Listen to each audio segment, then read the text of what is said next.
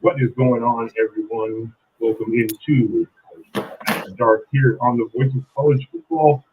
It is early happy Halloween to those people who didn't realize or know or get the jinx of the title. It should have been obvious, but things happen. I do not know what head I have on or what character I'm supposed to be. So please let us know in the chat what you think this is. I really have no idea. But we have our normal panel of guests here. So, gentlemen, one by one, please introduce yourselves as usual and promote yourselves. Oh, it's me? Well, that would be you, Jackson. I know. I can't see the screen now. This is not going so well. Oh, yes, it is. Well, I'm Jackson Johnson, and you can find me on YouTube, Twitter, and Instagram, where I just kind of run my mouth about what's going on and about everything under the sun. I am Rocky Classic, aka You Can't See Me.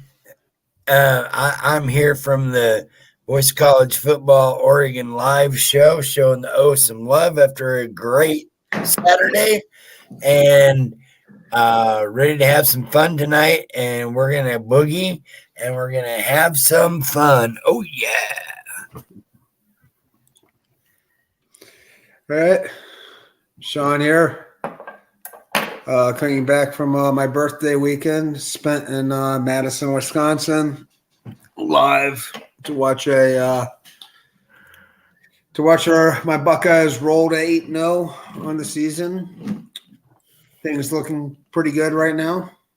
So Madison's an amazing city. If you've never been there, if you've never been to a Wisconsin football game, I'll put it on the list because you won't be disappointed. And I'm going as better-looking Mark Rogers, the voice of college football. I was going to go as Connor Stallions, but I can't find my binoculars.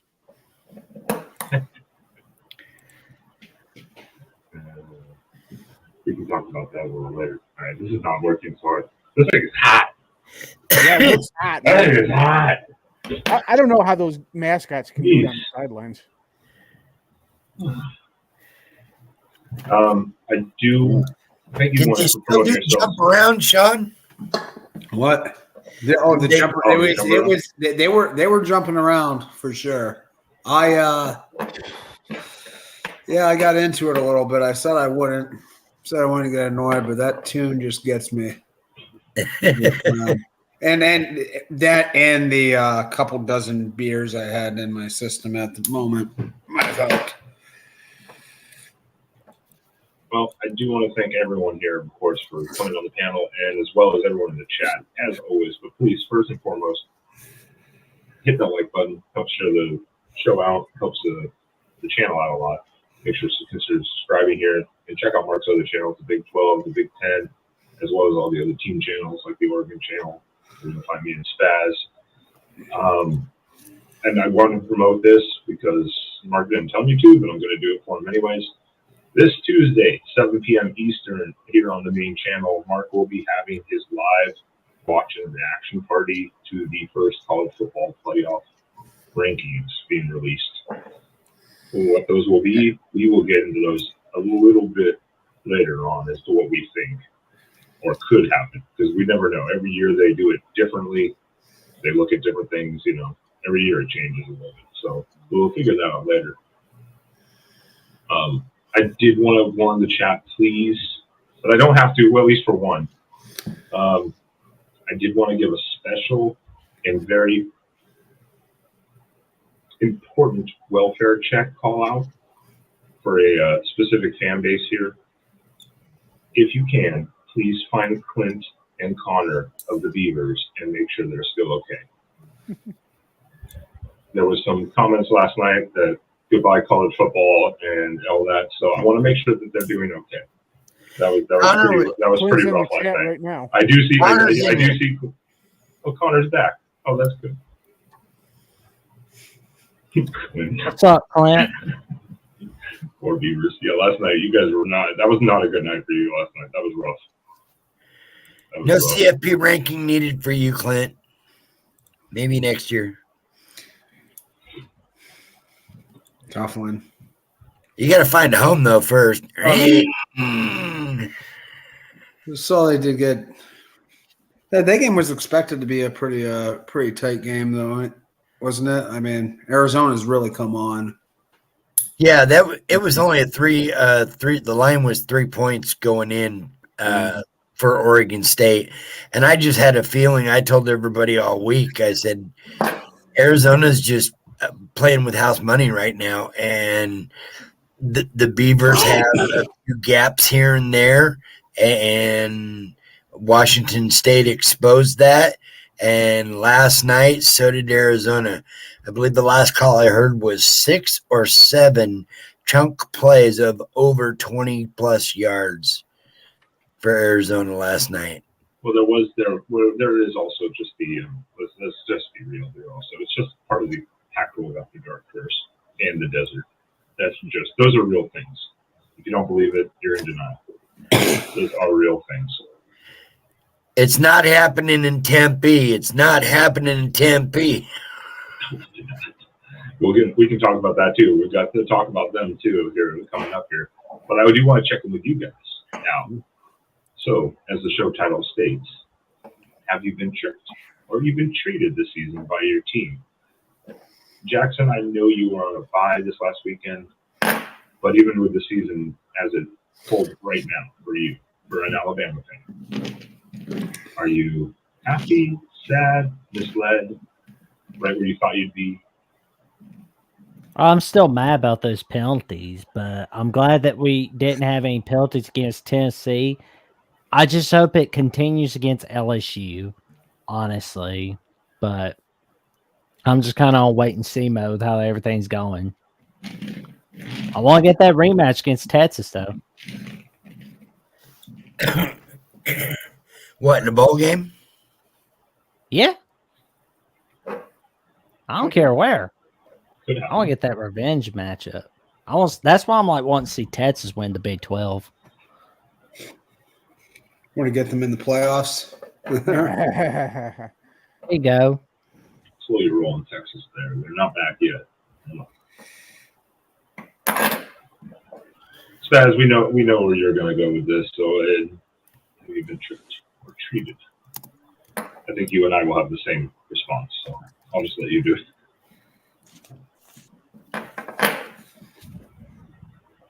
What? Oh, we're talking about. Oh my God, are you, Spaz? You're in the show. We're live. I don't know if you knew this or not. Like, this is. Why do I do this? Why do I do this? I wasn't thinking because I was still listening to Jackson and my brain was on a different level there. I'll tell you the surprise game. Mark Rogers said it well yesterday afternoon when he put out on Twitter that that was probably the game of the day yesterday with Oregon and Utah. Just a You said that before the game, right? Not afterward. what? Yeah, You he said put that before on. the game, not afterwards, right? Yeah, I was gonna say, I was like, beforehand, yes, it was going to be. Yeah. By halftime, it wasn't. Yeah. I had a 10-point game. Our other guys had it like 4 or 6. Ben, I think, had the biggest margin of victory he felt going in. I did not see 35-6 game at all. This defense, Ben texted me during the end of the game. He goes, I think they just killed him. The Utah quarterback late in the fourth quarter, you could just hear the hit, and it was just like, oh my God. I haven't heard pads hit like that in Eugene or anywhere for a Duck game in forever. They were the defense was just ferocious. They were on them all game and really just beat a quality, solid Utah team that has only lost 2 games since 2016 3 total if you count the one pandemic. So in 7 years, they've lost a total of 3 games at Rice Eccles, 2 of them to us. Wow. I'm just going to second that. Everything you just said. And I'll leave it at that. Yeah. No complaints. And so far this season, outside of calling 4th down plays against Washington. Outside of that, that's the only complaints I have.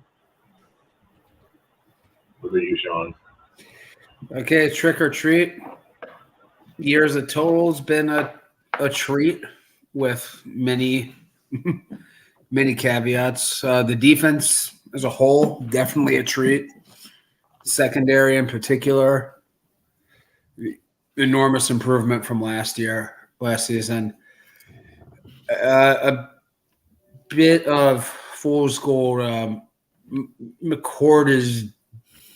Kyle McCord's decent, good enough at quarterback maybe to win, but I don't know. I'm not sure he can really carry us there anywhere. And the offensive tackle play has been bad. That's definitely been a trick. Really inexcusable to be as weak at those positions as they've been. And injuries piling up. I mean, this weekend, Noah Buka, even though he dressed, didn't show up in the game. Julian Fleming had to come out of the game, so you left with Marvin Harrison and 4th and 5th receivers, one of whom's a true freshman. So, the offense just hasn't quite clicked, hasn't gotten going. I feel like they're close. It's great to get a running game going this weekend, but yeah, lots of tricks, lots of things to complain about. But there's a good chance they'll be number 1 in the first college football playoff rankings. So, I guess you can't really be too upset about that in total.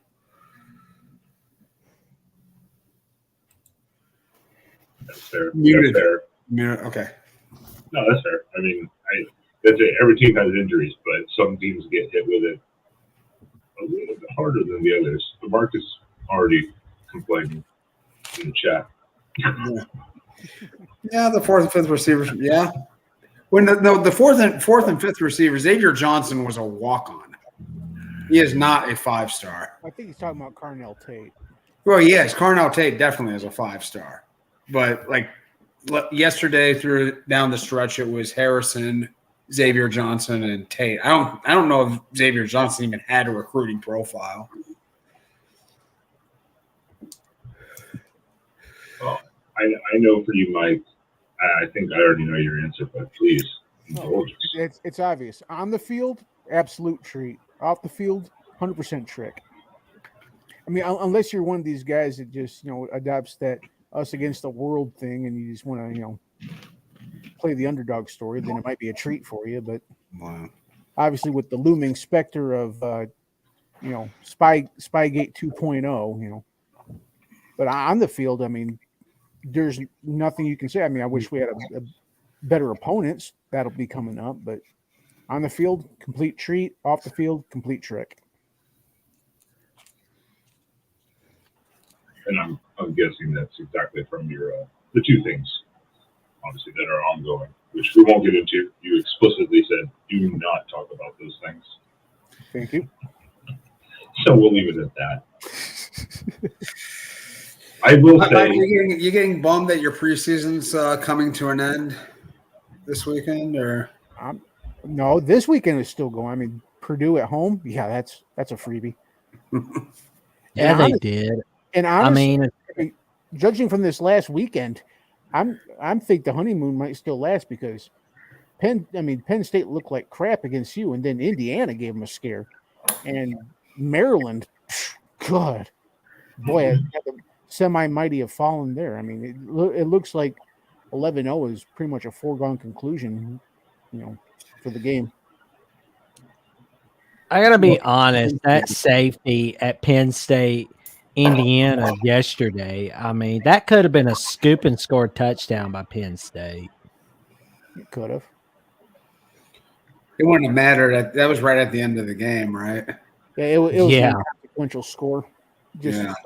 look. Yeah, because I messaged you Like online. mathematic. Just add 5 points more to the margin. But I messaged you online too, Jeff. When as soon as Indiana did I think they fumbled it or whatever, when they had the chance to go maybe at least tie it, and I was like, well, Indiana just literally pissed that game away. They're good that at that was like a not top 10 play right there. So, well, let's get people are already bringing it up, and it was actually, I don't know why it was the second game on the list about those Jayhawks. Oh yeah, baby. That I think I will disagree with Mark actually. That turned out to be the actual game of the day. Like, I get the significance of Oregon, Utah, but that game was absolutely phenomenal. Oh yeah. I mean, that was the heart attack waiting to happen. I mean, Oklahoma's sitting there thinking about the last edition of the Bedlam next Saturday, and it's and then Oklahoma has to get through Kansas first, and Kansas is just waiting to see if they can spoil Oklahoma's season a little bit. Not a whole lot, but a little bit. So, for the first time since 1984, this is Kansas' first home win versus an AP top 10 team. For the first time since 2008, this is the first win versus a top 10 opponent in the AP. Well, this was the first home win since 1984. This is the first win versus Oklahoma since 1997. So they had an 18-game losing streak. Right. Yeah. Well, probably the. What do you gents think about these stats that Kansas, the streaks that Kansas ended?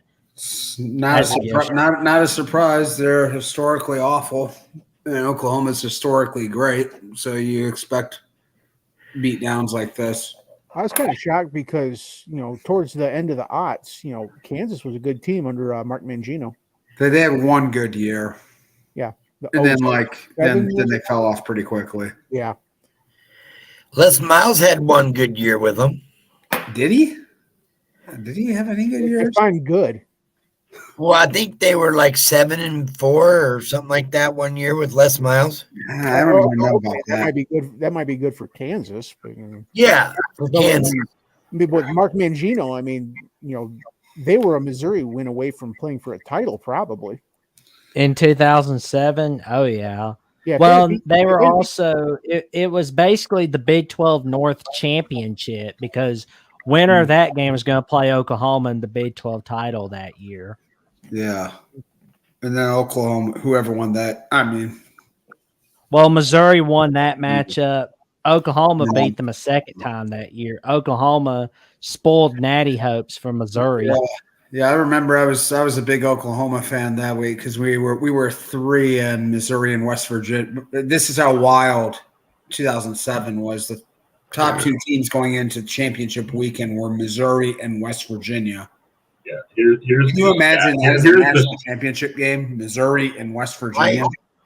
Here's the I was pretty sure Les Miles never won more than 5 games. I was like, I don't think they ever won both. I thought he did. I thought he did like that. Okay, yeah. No, they were very, very bad for a very long time. Well, 2007 was a year where there was a merry-go-round of number 2 teams. Where like 5 weeks straight, if you were number 2, you were bound to lose. Yes. I think West Virginia was in that. South Florida. Yeah. Oregon, yeah. Was Oregon was one too? Yes, and we lost Dennis Dixon. That's right. Yeah. Was that in the desert too? Yes. Yeah.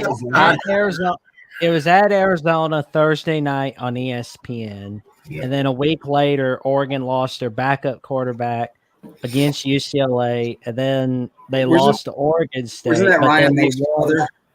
They won in the Sun Bowl against South Florida. Damn, Jackson. It's got recall. Those road pack games on Thursdays are unfriendly. Because I remember watching that game where number 1 USC went to Oregon State and got blasted. Oh, I remember USC Arizona State. I remember USC and Arizona State played on Thanksgiving in 2007 on ESPN. I watched that game. I have a story from personal experience from the 2007, I believe, USC Oregon State game in Corvallis when I believe USC was ranked number 1 at the time. 2008. It was right after the skull draft. Thursday night on ESPN on September 25th, 2008. Okay, so I was there working security that year, and at the end of the game, the USC, it took us almost 2 hours to get the USC band finally to leave the stadium and go load in their buses and whatnot. Those pricks just stayed there and kept playing, and then they put their everything up next to their buses, and we had a mob of OSU fans that were drunk as shit, just ready to, and we were having to hold them back for like 45 minutes. Finally, we looked at the USC band director and we told him, look, you got 5 minutes to get your shit packed in the bottom of this bus and your ass is on it, or we're walking away and we're going to unleash the mob and y'all can deal with it on your own because we're done. And boy, they were like, oh, they started putting all their shit away and they loaded real quick. We had to literally force them onto their buses. They would not stop playing. After a loss, I was like, was anyone in the stadium there to listen to it, or were they just jamming? Back then, yeah, it was sold out like 35,000. But like 2 hours after the game, is anyone still there? There was a couple hundred people behind us. We had a fencing area. There was a couple hundred fans just jawing at them because they were playing right at the fans, and the fans are like, fuck you, you lost, go home, losers, you know, and they're just they kept going. And finally we're like, forget it, we're not going to sit here and hold these people back anymore. That's an Ohio State move right there. They do that in enemy territory all the time. I'd never seen anything like it. I was like, what in the hell is, Anywho, back to the game. I remember mentioning on a previous podcast the impressive fact was that this wasn't a Jalen Daniels, and I remember talking to Mark, and he agrees that Bean might be the best backup quarterback in college football right now. I would back that up because I mean we've seen him play last year, and then this year, the guy can play. Now, I will reserve this because we get to see Malik play down at Texas, and every report says he's just as good as yours. So, watch some Texas games, see how their backup is, because I mean, Texas is just stupid rich with quarterbacks right now. But yeah, this was a good performance by Bean. So where's Arch Manning going? Doesn't appear like he's got a home. He doesn't need to. For some reason, Arch Manning, probably because it's got to be his last name. He might be a third stringer, but he's making crazy NIL money. He's making like right around $3 million, and he's a third string backup. He can probably do that. I mean, he goes to Ole Miss. I'm sure he can make that. Yeah, he can make it wherever he goes, and God knows he needs the money because he's got two I know two relatives are either in the Hall of Fame or going to be. I can't remember if Archie made it or not, but anyways, it's not like that family, poor in the poorhouse. Well, that turned out to be at the end of the day, game of the day. Mark thinks I was misquoting him. I think he misheard. I will call him out once in a while. Correct statements. That was a phenomenal game. Of course, we had the world's biggest, what is it now, tailgate, or is it still called the world's biggest largest outdoor cocktail party? Yeah, I think they changed it, but whatever. Georgia over Florida, shocking. Yeah. Shocking. I mean, we didn't see that coming. I thought Florida might be able to give them a game for a little bit, but I wouldn't have been surprised if that game was competitive going into the fourth quarter, but not really shocked that Georgia thrashed them either. No. Georgia's been up and down. They've had some games where they really look like the number one team in the country, and they've had a number of others where they look very pedestrian. Oh, yeah. I mean, they were tied with Auburn halfway through the fourth quarter. Yeah, South Carolina. They were down by 11 at half against South Carolina, who stinks. Yeah, and they're 2-6. They won in Athens by 10 points. Those are two games that you don't. But I mean, they beat Kentucky pretty comfortably. Now Kentucky's not great. I mean, they were they haven't played any great teams at all. If you're SEC and it's the beginning of the season, you're going to be ranked. Yeah, that's just the media for you. But they look good against Kentucky and they look good against Florida. Now, Florida was fool's gold because I think if Florida played Tennessee 10 times, I don't think they win any more than 2. Maybe. Unless in Gainesville. I mean, they always beat Tennessee in Gainesville. Well, these days, Florida ain't beating anybody anywhere. I mean, Darrell mentioned this. I mean, until a couple years ago, I don't think Kentucky had won in Gainesville since like Reagan was president. And now all of a sudden, Kentucky owns Florida. So Kentucky's. Oh, yeah. Like prior to 2018, that was 1987, as far as I recall. And Reagan was president in 87. Yeah. The gaps between like the bottom feeders in this conference and in college football and the big dogs has definitely gotten smaller. I mean, there aren't a lot of programs like Oregon State was like this they went like over 30 years without having a winning season, right? Some incredibly long streak. And they're most of my life. Yeah. And I'm in my 50s. Yeah. So, the things we mentioned, a lot of Florida fans I've seen were praising Graham Mertz, and they thought he was going to be the answer. And, me and a bunch of other Big Ten guys who have watched a number of Wisconsin games are going, if you think Graham Mertz is going to be your saving grace, you're in for a long season. And was anybody really saying that? Oh, I know a lot of Florida fans, especially like on Uncle Lou's, that thought that Graham Mertz was going to be, the guy that takes him to the promised land. Meanwhile, Big Ten guys are going, you just have no idea. So Florida is. He's better. He's better at Florida than he was at Wisconsin, though. It's comparable. I mean, he had streaks of being good at Wisconsin. The problem with Mertz is that he's just so inconsistent. I mean, he's inconsistent compared to other quarterbacks we call inconsistent. I mean, he could look like Joe Montana one game and then like a bad high school quarterback the next. Oh, if you put Graham Mertz against Tennessee, he'll be winning all the time, especially in Gainesville. There you go. Let's rip the Band-Aid off the next game. We're going to put a warning out, disclaimer in the chat here. Warning, Beavers. Arizona takes out the Beavers, the number 11 ranked Beavers, if I'm not mistaken. Dive a little deeper into this because this was a scare. I said it. I know Spaz thought it too. Like it's never fun to play in Arizona.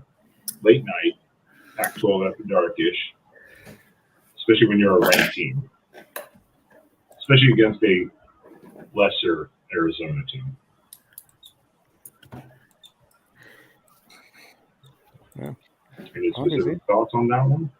Yeah, and how much lesser now is Arizona? I believe Sean was saying it before we went live. How that's probably a quality win for a USC or a team like that that's trying to get into a major bowl or whatnot. That Arizona win now kind of qualifies you for a quality win. I did see also that a lot of people are saying that loss and that horrendous halftime call by Jonathan Smith not only cost them the game, cost them a shot at the trying to make it into the playoff, but it probably cost Jonathan Smith a lot of contract offers. Because that call made Dan Lanning's fourth down decisions against Washington look smart. That was the most just egregious call. Don't take the field goal and then try to let your kicker run for it with almost no time, with like 2 seconds. From the 25-yard line with 2 seconds left and a half. Wait.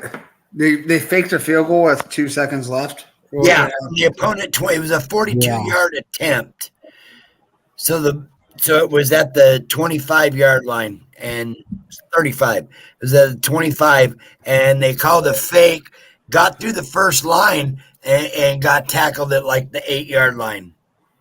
Half's over, go to the locker room. Wow. Yeah, I was not paying that much attention to. It was a 13-10 game at that point in the night, but yeah, I was busy with other things. But yeah, that sounds like too insane to be true. It's a questionable call, yeah, for sure. Not even questionable. What just happened? RG3 was like, I got nothing. Yeah, right here too. Yeah, since Arizona has moved to Fafita, they have been instantly vastly improved. Yeah, vastly improved. Arizona's the 2001 New England Patriots. Yeah, they look like crap with oh God, who was Delora? Yeah. They went from Delora to Fafita. I was thinking the quarterback that before Brady, that one that got hurt by Mo Lewis. Drew Bledsoe. Yeah. So they look like crap with Bledsoe, and all of a sudden he gets hurt, and Brady comes in, and they just take off. Because, I mean, Arizona under Delora did not look all that good, so they're just kind of coming out of nowhere here. I'm just happy to see a quarterback my height ball out. I've never seen that before ever in college football. A 5'7". Well, I have this. I have something pulled up from Steve Helwick, and here is his quote. The speed of Jedd Fisch's rebuilding job at Arizona is nothing short of astounding. This program lost 20 straight from 2019 to 2021. They just beat back-to-back AP top 20 teams. Yeah, earlier this week I was saying Jedd Fisch might be up for consideration for Coach of the Year. Because, I mean, I remember the chat was, this was before Oregon just put a whooping on them, but a lot of the people in the chat were pumping up Whittingham. It's like, you might want to look at that Jedd Fisch guy. He looks like he's got that team in the right direction. It's going to be hard for a team that is probably going to finish like 7-5. It is a remarkable job. Yeah, Arizona's a hold on to dumpster fire. He's one of those coaches that team needs to make sure they hold on to him because he likes where he is, and he's doing things the right way. He's doing a mixture of it, but building the team from within. So he does a lot of credit. So I had the rest of Arizona's schedules pulled up from FBS schedules. Yeah. Does it look like Arizona can have a 9-win season, or am I just overreacting out of excitement? How many losses do they have right now? Well, right now they got 3 losses. They have a close overtime loss to Mississippi State. They lost by a touchdown to Washington. And on the first Saturday of October, they lost in double overtime, 43-41 against USC. So I've seen all of their. They might run the table on that schedule. Every one of those games is winnable. Yeah. I mean, I'd be kind of surprised if they did win all of them, but they're all winnable. Yeah, I would guess if I predicted that they lose one of those somewhere in there. They're going bowling. That's the point. Oh yeah. They're going to go bowling. Well, they need one more win. Yes, and they have at least, I see, 2 directly off the top of my head on that list. I see 2. They're too Colorado, Arizona State. Yeah, I think so. And Arizona State, though, we're going to talk about them here in a little bit, but I do want to, and I apologize, this is on me. I do want to give the shout outs here because they were coming in from Jersey Love here. Thank you for the super chat. We appreciate that. In 07, Oklahoma, West Virginia, USF, Boston College, Oklahoma State, Missouri, Kansas, and Oregon lost being ranked number 2. I don't know if they're missing someone. There might have been, so I'm sure there probably was someone else. I don't remember Oklahoma State being ranked 2. Yeah, I was going to say that's one that I don't. That's one that I don't remember. I don't think Oklahoma State was that good that year. But I don't think it was Oklahoma State. Maybe that was they meant someone else. But that year was California was ranked number 2. They lost to the Beavs that year too. I remember that game. Yeah. Ohio State lost being ranked number 1 to Illinois that year. LSU lost as number 1 both times. Oh, yeah. I was a big Juice Williams fan that day. The Cal game. That was it ended up being irrelevant because we ended up the season number 1 anyway. Yeah, that's another one we should talk about that we should add in there. I'll add it in. But Jersey Love, thank you for that super chat. I didn't want to make sure you didn't get forgotten there. And they kind of blew past and then unfortunately got stuck in the background there. So I want to make sure I give the shout out there. We appreciate it, Mark. Thanks to you also. And Cole. Oh yeah. New Halford. Nebraska is going to end its bowl drought. Rule is coach of the year. Yeah. They're right there. They're on their way. They're on the cusp of it. Well, I mean, they could be bowls, but Matt Rule being coach of the year, that's not even in discussion. I'm not arguing with that one. 5-3. Who saw Nebraska going 5-3? It's not that big of a surprise. Haven't had that tough of a schedule. Oh no, Nebraska's nobody because we played them and we only play nobodies. They look like a nobody when they played you. They did get beat up by Colorado. So yeah, that didn't look good. You lose by 4 touchdowns against Colorado, you're probably not winning coach of the year. But they're going to go bowling. That itself is remarkable. I mean, I don't know if I would chalk that up, write that in stone just yet that they're going bowling. I feel like one more. Yeah, I can't think of. I mean, there aren't a lot of teams in the Big Ten that they are overwhelmingly better than. Well, I say closer than they have been. They're closer than they have been. So. They get to play a Big Ten West schedule, so I think they'll make a bowl. They should, but we know they will make a bowl game, but maybe this is too early to ask. Maybe we should ask this question 2 weeks from now. But is this year the year where Nebraska ends the losing streak against Wisconsin? It could happen. Where's that game this year? Well, it's going to be at the jump around at Camp Randall. Much lower chance. Yeah, I don't know. That's a big difference. Wisconsin on the road or at home. They should beat Michigan State. I'm sorry. Yeah. They're bowling. I mean, the Big Ten West is just kind of a cluster to figure out now because maybe that's the one team in the league. And Maryland at Nebraska. Maryland's not exactly holding water right now. Maryland. Right now. Maryland is the Syracuse of the Big Ten. Let's not go there. Maryland is better than Syracuse. For Maryland. They're the Syracuse of the Big Ten. The Big Ten's probably better than the ACC. I don't know. Well, that's true, but still, though, it's like Maryland forgot to play football after they played Ohio State. I mean, they blew up. I mean, I had a hunch that Josh Gaddis might set him back a half a step, but Gaddis is just the kiss of death for this Maryland team. I mean, like their offense is still producing okay. But they have to produce at a level because their defense is not there. That's the problem with the team is like if you can do one thing well on the other side, it just collapses and just puts so much more stress on the other side. Yeah, Maryland not everyone's Iowa here. Yeah, Maryland's got to score 30 points a game or they can't win. Sorry, Erica. Shots fired at Iowa on that one. Thank you, Cole. And yes, Nebraska is going to go bowling.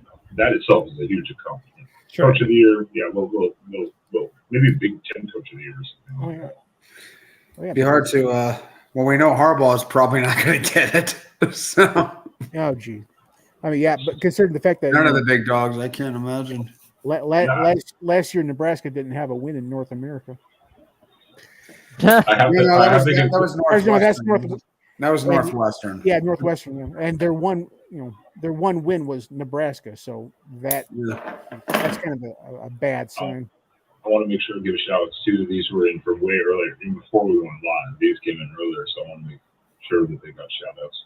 I don't think they're in here, but Shadyville has become. Welcome to the Voice of College Football, Shadyville 03. He had to explain that thumbnail picture to me because I'm looking at it, it's like, why is Brutus wearing a Michigan shirt? He was pretty happy wearing it, though. Hell, Michigan.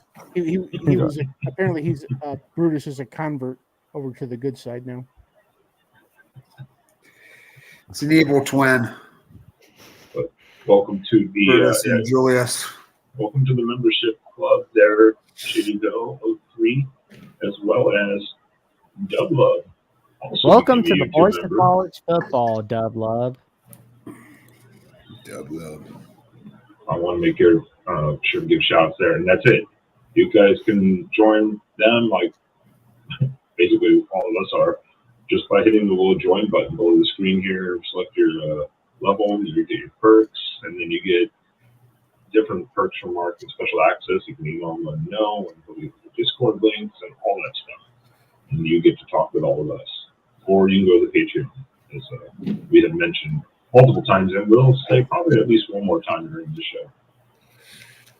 We like to repeat ourselves a lot on this show. Nice, Mike. Sorry. I didn't want to. I'm sorry, Erica.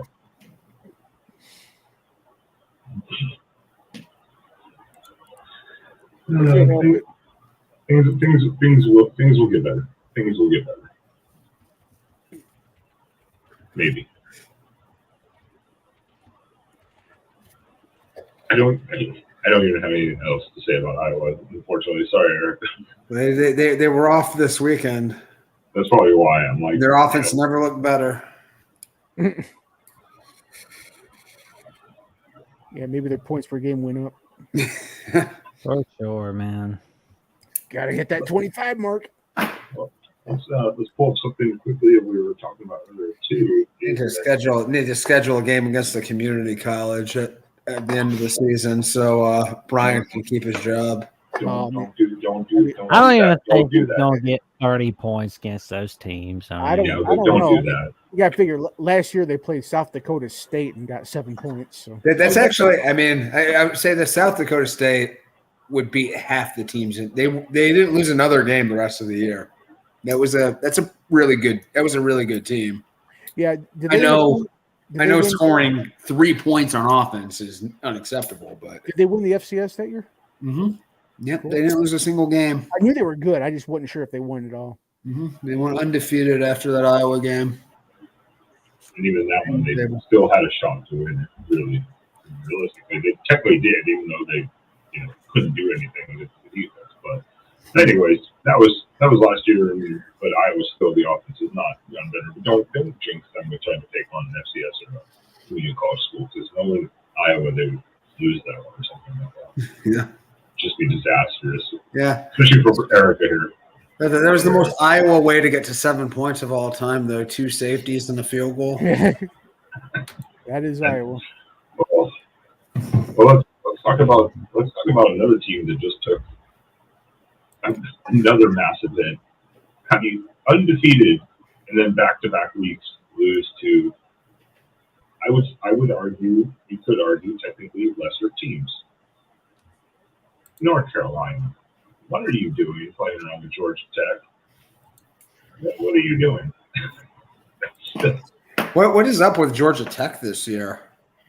They only get off the bus against like quality teams. Otherwise, they just lay down and die.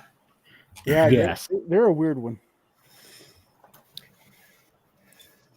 I mean, Here's it was what, number 10 just 2 weeks ago, undefeated, lost to Miami, who lost to Georgia Tech in the worst way possible, of course, as we remember, and then you lose to Georgia Tech yourself. It's like, and they completely dropped out of the top 25 this week. The AP.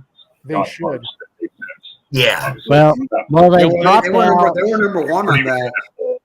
Well, they dropped out of the AP top 25, and they've dropped out of the Mark Rogers top 25. The top 25 that actually makes sense right here at the voice of college football. I need to get this soundboard with just a ding for a promo, and that'll be Jackson's signal to just run a promo. I'll work on that this week. We'll probably have to do that for sure, man. What do we got here? So Georgia Tech winning 3 straight as double-digit underdogs to rank North Carolina is such a bizarre thing. And here we have are the point spreads on North Carolina over the last 3 years against Georgia Tech. So if you're looking to bet on North Carolina, Georgia Tech next year, be sure to go with Georgia Tech. Was Brent Key still going to be there? Yeah. Okay, I like him. I mean, looks like he's doing his job. Well, he most certainly did his job against North Carolina and Miami, but they still couldn't get the job done against Bowling Green. And knowing Georgia Tech, they could probably go down against Virginia, play down the Virginia Nets Saturday on the CW. But that was probably the most embarrassing loss of the year. I mean, if you lose at home to Virginia, that's next level. Because I mean, I probably would say Virginia and Stanford are probably kind of 1 and 1A as far as worst Power 5 teams. Virginia took Miami to overtime this weekend, right? Yes. Yes, I was they just did. bringing that up. 29 to 26. Touchdown in overtime. What is with Cristobal and Miami? I mean, they play up to Clemson, which, let's be real, everybody's going to play up to Clemson. But they play down to Virginia and Georgia Tech. I mean, Miami, you got to do better. You don't have to play up that far for Clemson. I don't care. We're going to get to them, but as to, I know, and me and Spatus can verify this, as to Miami, the problem is, unfortunately, it's a Cristobal team, which is good and not good, because Cristobal, all of the Oregon teams, same thing, they would play up and down to the competition. That's just what they did. And it was really painful to watch. Mm-hmm. I don't know if you saw this today, Ben. Did I send you the post on our chat about the letter that somebody found that just came out from Joey Harrington and a whole slew of former Ducks within the week after they hired Dan Lanning, about how upset the former players and other staff and whatnot were with the hiring of Dan Lanning. That letter has grown into a legend now. Yeah, no, they had a Twitter space about it with like 1,000 people in there for like 10 hours over it because they were so upset about it. And I'm like, why? Because he had just coordinated like the greatest defense in college football history. They were the people just didn't like the going outside again to get a coach because they know he's been building from within until Cristobal and really until Taggart. So when they went outside, that was why it was like, Tony, don't even bring that up. Don't. I still can't believe they even entertained that idea. He was the runner-up, basically. He would have. Oh God. Everybody thought for sure they were going to take him. I did too. So he might get a bad rap though, coaching at Cal. I think that's got to be one of the toughest places to to winning college football in the country. I mean, like I do not think that university is really invested at the level they need to be. No, Sonny they're did, not. Sonny did They're pretty not. good. Sonny did pretty. Now I think Tedford was kind of a waste, but Sonny did pretty good. I mean, they had their best years under Tedford. It dipped really far under him as it went on, but he was there for a long. I mean, the only good teams they had like from like the 03 to like 08, 09. That was their best stretch that I can ever remember at Cal. Oh, and DeReal is saying Virginia's favored against Georgia Tech. Is that game in Charlottesville or something? The better question is that game on the CW? Yeah, it's on the CW and it's at Charlottesville. Of course it is. Oh, that's the other one. Right between reruns of Veronica Mars and Riverdale. Hey, maybe you already they could put that mentioned game on Cartoon Network. I mean, yeah, you Adult Swim. You already mentioned it, and I didn't put this team on the list to talk about the game because I thought we would have our expert Jordan here. Clemson, your season is done. It's over. Sorry, Jordan, if he's listening. Clemson blows it to NC State 24-17. What is happening with Clemson right now? Because they, I believe, would be on the list for Jordan. They were tricked with expectations. Yeah. The offense just hasn't done anything. I mean, there's just no Klubnik hasn't developed this. They don't show any imagination. Their offensive line is a lot worse than I thought it'd be. It's I mean, all the hype all around Garrett Riley coming in, that seems to be a big dud right now. And Dabo doesn't change. He's stuck in his ways. Can't adapt. This is what's going to happen. Jordan said that hiring is getting the melee of the fan bases not thrilled. They're ready to lynch him in Clemson, basically. I mean, it makes total sense why they brought him on. I mean, he had been successful. He just had a great year coordinating a national runner-up, but got basically a no-name, like 2-star quarterback to be a Heisman finalist last year. But it just has not. I mean, nothing's working for them on offense right now. That drive at the end of the game, that was some of the worst quarterback play. I started paying attention when that game got tight at the end. That was one of the worst quarterback drives I've seen in a while. I mean, he did not show any awareness of the situation at all. It's just massive disappointment. Yeah, I say that, and this was the guys. It looks like the Clemson fans, the one I've seen, they really didn't care when Uyunglele bolted to Oregon State, but I bet they'd take him back now. Yeah. Well, I mean, he would have been benched. I mean, he probably would have just been the backup. He probably would have been hurt as well. Clemson, I watched a little bit of the Clemson post-game show, and Tiger Paw and Craven and Jordan, they're like, no, we ain't taking back DJ Ukulele. We're not taking him back. No. Did they call him DJ Ukulele? No, I don't think so. They call him by his actual name pronunciation. Uyunglele. Uyunglele. Yeah, that's what they were saying. Quite a few too many syllables. He enters the portal. Well, we've got those. What is it? Get some shout outs here. Yeah, I mean his performance this year highlights even more how inept that the Clemson program is being run, because he's got some life this season. Real was already reading my mind. Did someone send Real my notes? Because I literally was going to say, despite Leonard being obviously still dinged up. Louisville 23-0 over Duke. I'm sorry, you shut out a team, period. That's difficult no matter what level of football or sport you play. So to shut them out completely. Well, without a healthy Riley Leonard, that's not exactly difficult. It's not easy, but it's still not easy to shut out a team completely, just even not to give them a fool.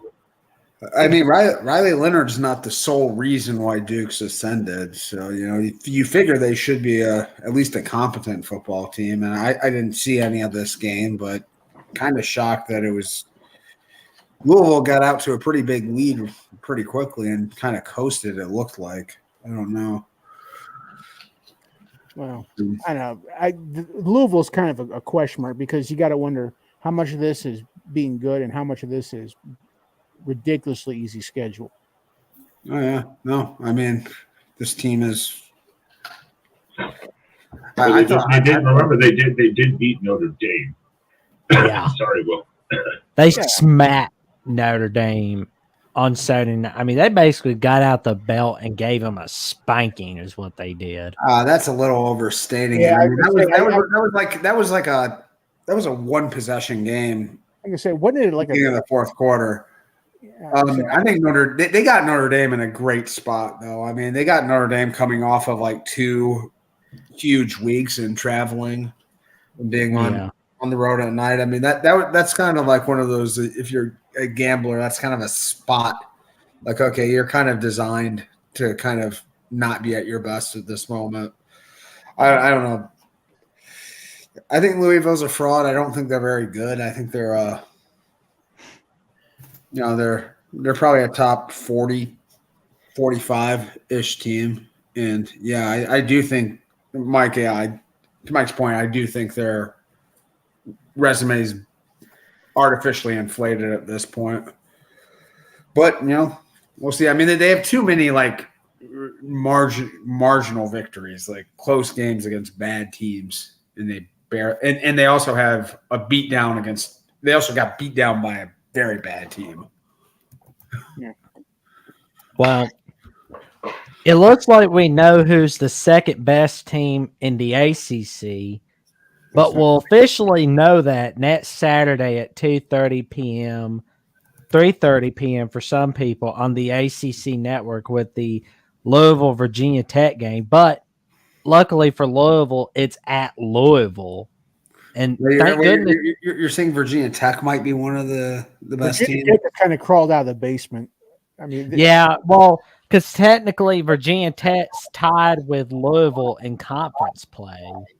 Oh. So that's the thing there. Wow. I think Louisville should win that game. It's in Louisville, right? You said? Yep, it's in Louisville, 2:30 p.m. on ACC Network. They should win, but you never know.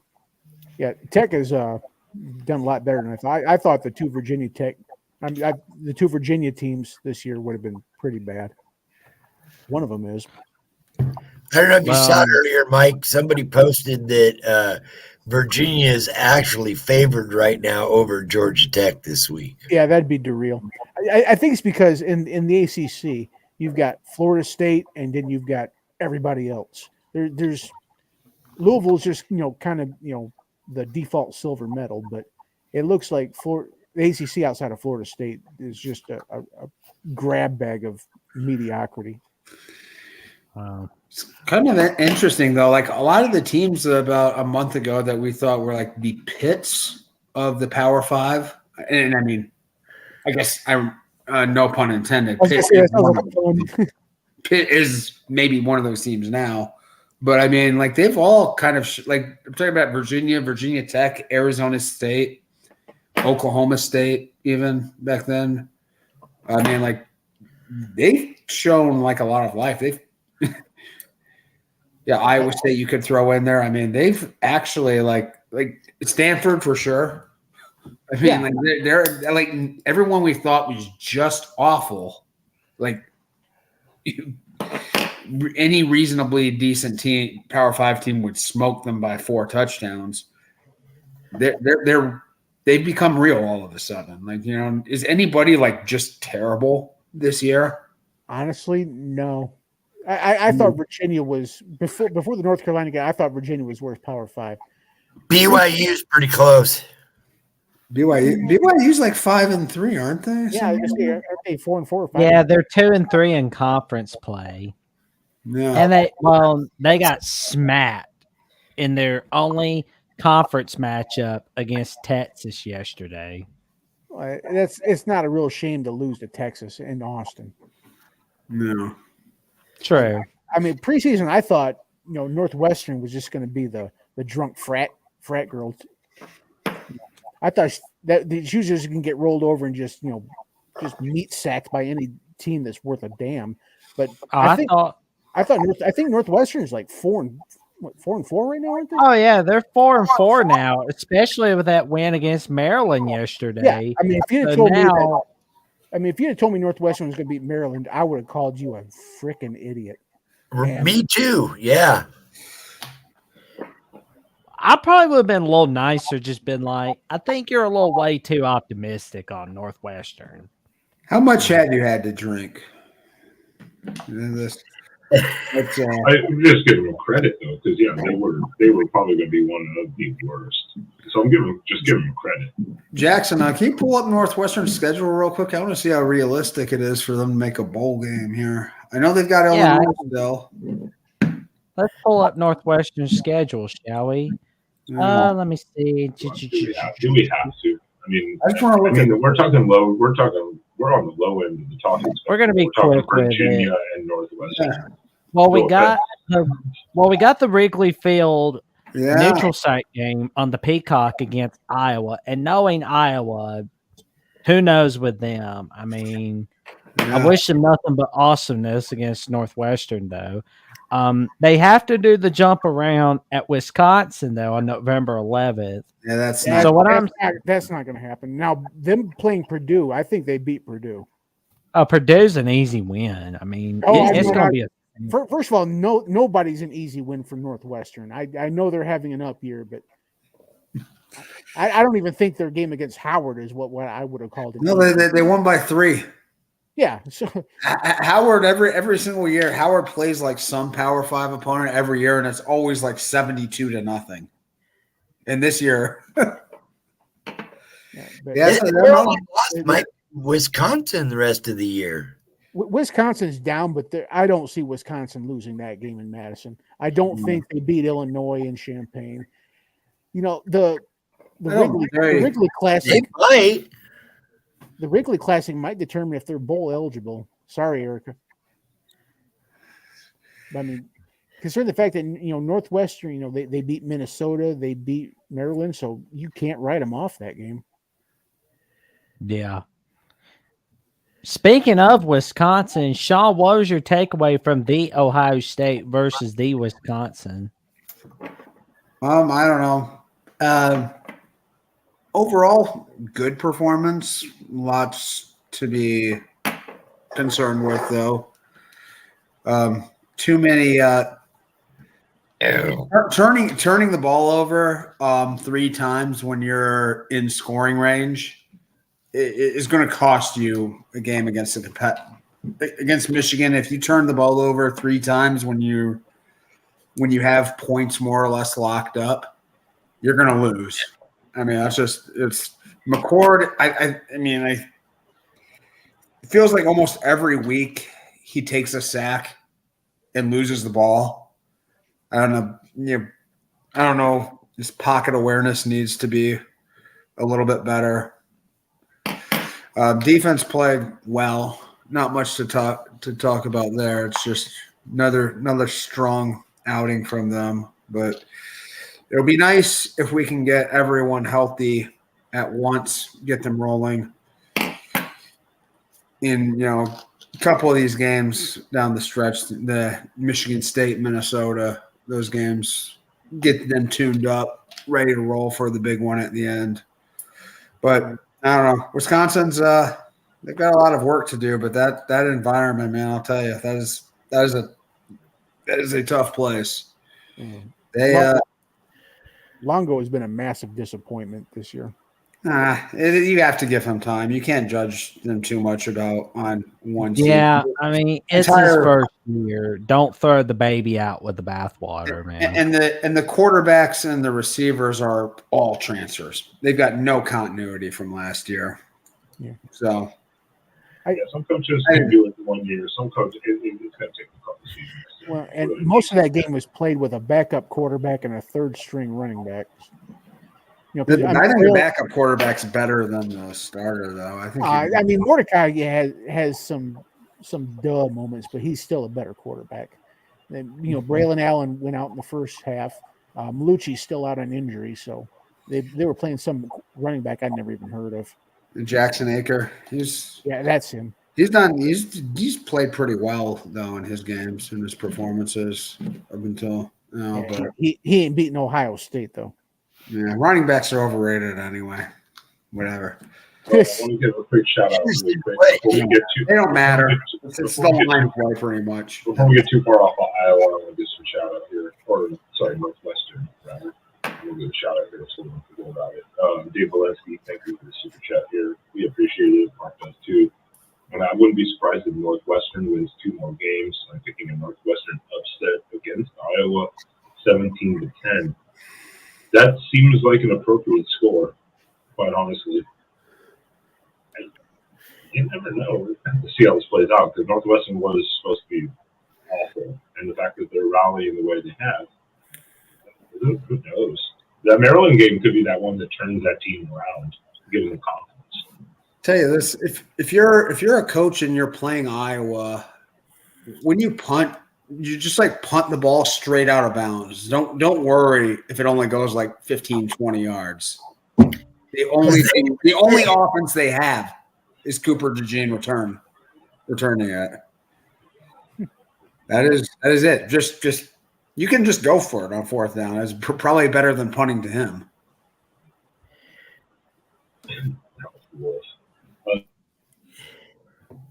I will say one thing. Marvin Harrison Jr. is a freaking freak of nature.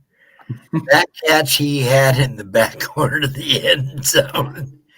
Yeah, getting face masked. Yeah, getting face masked and one-handing and pulling it and going to the ground and getting 1 foot in at the same time. It was just unreal. The funny thing is that he's actually had a better year last year than this year. Oh, are you talking about statistically? Yeah, statistically. Yeah. He had different start, but he's the last couple weeks he's been out of this world. I guess I try to chalk up to the difference between getting thrown from TJ Stroud and that crap bag you got there now. He's not a crap bag. Agreed, disagreed. Next game. Yeah, we saw. I did see in the chat, Tim Friendly made his presence known, and he wasn't here to talk about his game, so it wasn't on the list. So now I have to add it, much like we did Clemson. What is USC doing? I don't know how you give up 49 points to Cal in any day of the week. I have. And Cal could have gotten to 50. They could have easily hit the 50 burger. Yeah. They just chose not to. The thing with USC is they're making every single quarterback in the Pac-12 look like Heisman contenders every week. Yep. Even nobodies. That's what I said because I was like, and we said it after the Utah game. I was like, why does USC do this? They make these opposing offenses look just like juggernauts. Like the pig farmer? For instance, Utah, yes. I think that was just an exceptional game he had. Everyone has those, but yeah, it's like every week it's the same kind of thing. It's like I thought for sure they won that game by 20 yesterday, even with their defense, and I was dumbfounded watching that game, just had to come back too. They gave up. They were down 2 scores. Yeah, that's. But we twice inside the 35-yard line on stupid fumbles and a dumb punt return, I'm going to try to be Des Howard and cough it up. Yeah, that's the only reason USC won yesterday. Cal had 5 turnovers, I believe, for that game. 3 of them were fumbles, 1 on a punt return. Just dumb. Stanford's quarterback didn't look good. They smashed Stanford pretty good. But other than that, every other team has been in it. Yeah. But Stanford's also playing a lot better right now, too. Yeah, they're one of those teams, one of those programs we thought was completely dead, and looks like a real team now. They found a quarterback. They found a quarterback down on the farm. Sometimes I wonder if Caleb's just gonna pull a Bosa, kind of like what you're talking about Drake May doing, just say, I'm done for the season. I'm just gonna, save myself for the NFL. Because right now, Caleb is losing draft stock every game he plays. I don't know about that. I think he's doing. I don't think Caleb's. The team is, but I don't think Caleb is really. He hasn't had the greatest last 3 or 4 weeks, but I just think he's mentally checked out. I don't know. It mentally checked out. He carried that entire team yesterday to a victory. I mean, he's like. But I mean, in theory, though, in theory, I don't. What are you gonna do? You could sit there and go, but if you ain't got nothing behind you, when do you finally just say, I'm done, throwing in the white? He seems. I think he's got a lot of pride. I don't think he's checking out on this team until at least the end of the regular season. He's a pretty competitive guy, from what I can see. But yes, when you have the kind of athletes USC has access to in recruiting, I mean, they should not putting that kind of product defensively is just unacceptable. Just an embarrassment. Yeah. Well, USC's offensive line is a little bit down, and for all the talk about USC's receivers, there's no Jordan Addison on this year's squad. No, there's not. Well, I know everybody's talking about Alex Grinch has to go, but so does Benny Wiley, according to Matt Zimmett, the editor of USC Trojans Wire and co-host of Trojans Conquest from USC Football at The Voice College Football. What do you think about the USC coaching staff, everyone? What staff changes need to be made besides Alex Grinch? Who else needs to go?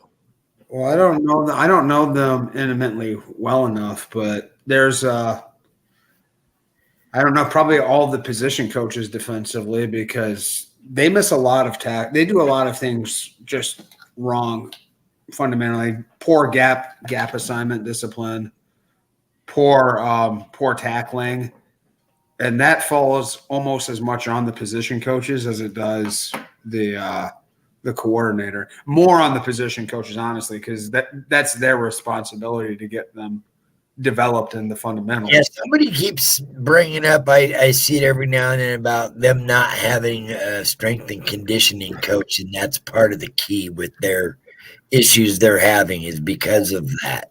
Absolutely. Yeah, I mean, I'll be honest, when I've watched USC play, the scheme isn't always like what's most glaring to me about their problems. It is, just the individual missed assignments and missed tackle things. I mean, there's a reason why Grinch keeps getting these jobs. I think some people for some reason the coaches like his ideas, his philosophy. I mean, he's been hired by Urban Meyer, by Mike Leach. He actually did a good job at Washington State.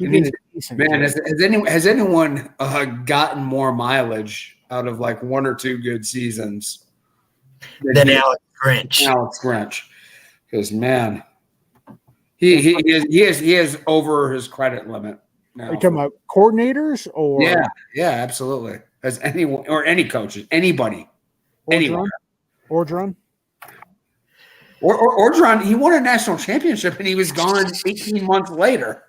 There you go. Like I said, he gets a lot of credit for brief little. he got zero credit. He was like, people were like, "Yeah, thanks for the natty, bud. Get the fuck out of here."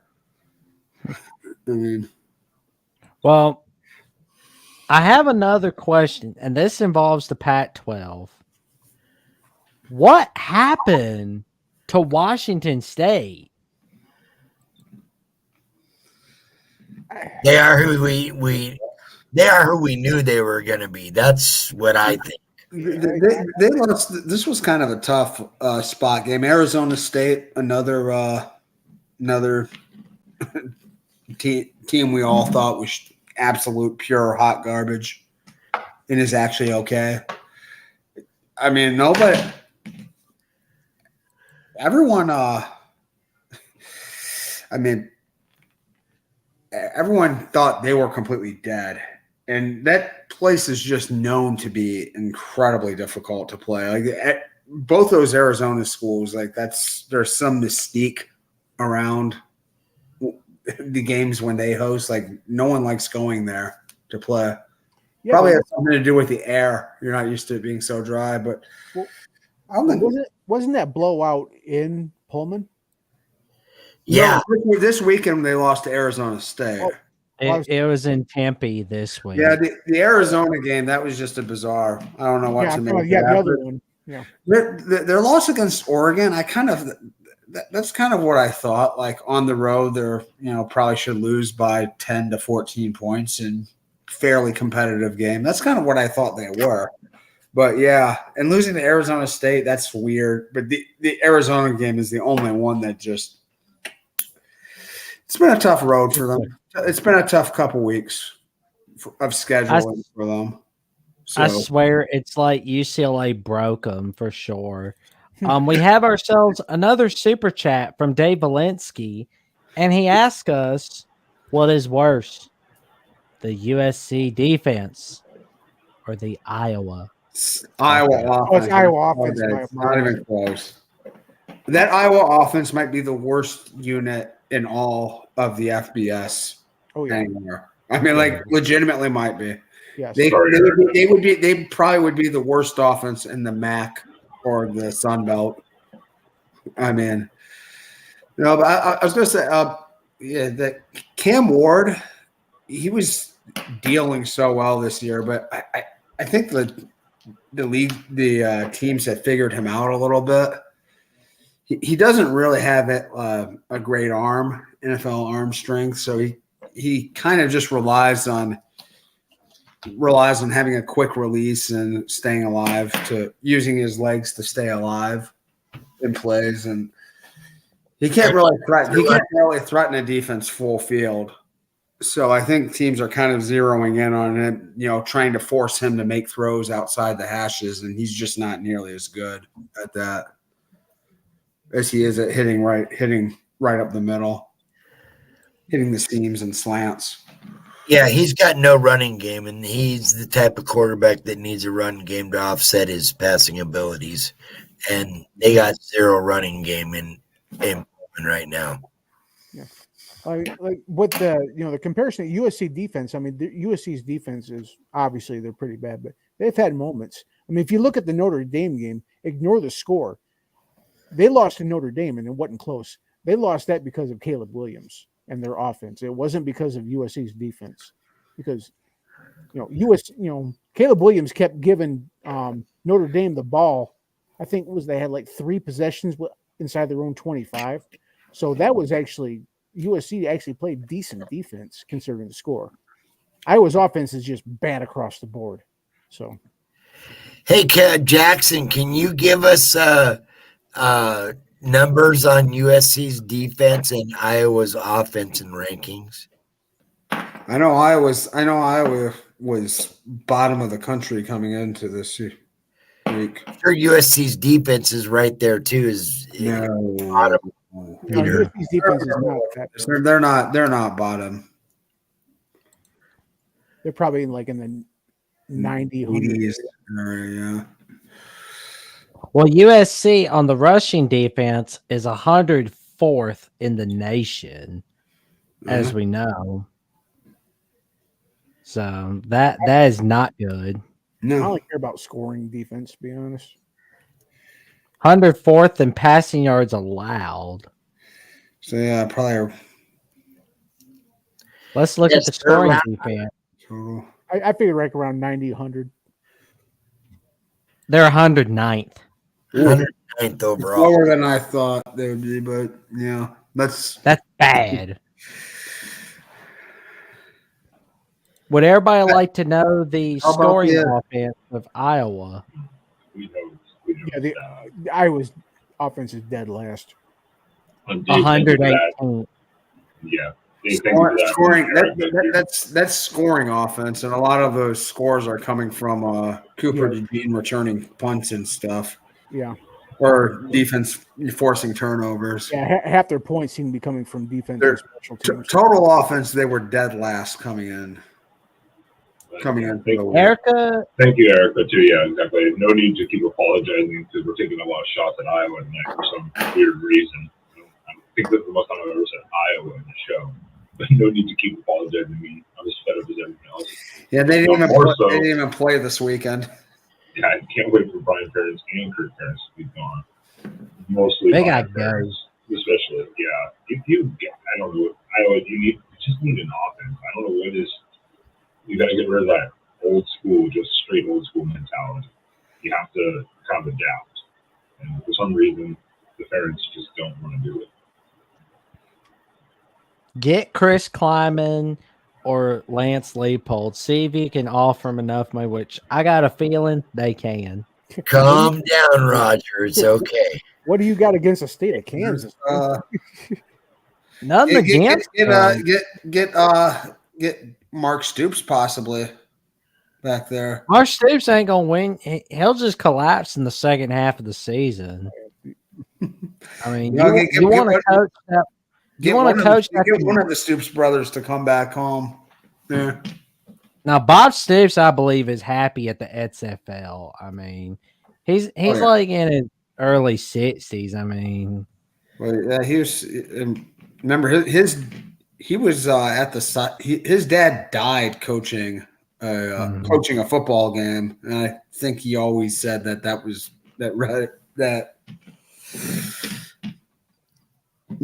stuck with him, and he didn't want to live like that for the rest of his life. Yeah. But I mean, Bob, he's for all intents and purposes retired. This is just He's not coming back. It's more of a joke. Mark Stoops, though, hey, who knows? Bring the old boy back home. I think Darrell might be willing to give him up. He shouldn't. I mean, Kentucky giving up Mark Stoops is kind of like Purdue giving up Joe Tiller because, they're not getting the 9 wins fast enough because they had that 1 9-win season. I mean, dude, you're Purdue. You get rid of him and you're winning 2 games a year. Well, if you want to get 9 wins, just go hire Bo Pelini. Yeah. But I mean, my take for Iowa, I say get Leopold or Kleiman. Get one of those guys, offer them enough money. Because I mean, the Big Ten has a lot of good money. I mean, you got all that money from Fox, CBS, and NBC. Yeah. You're gonna get it. I would say, which job would be more attractive, the Iowa job or the MSU job?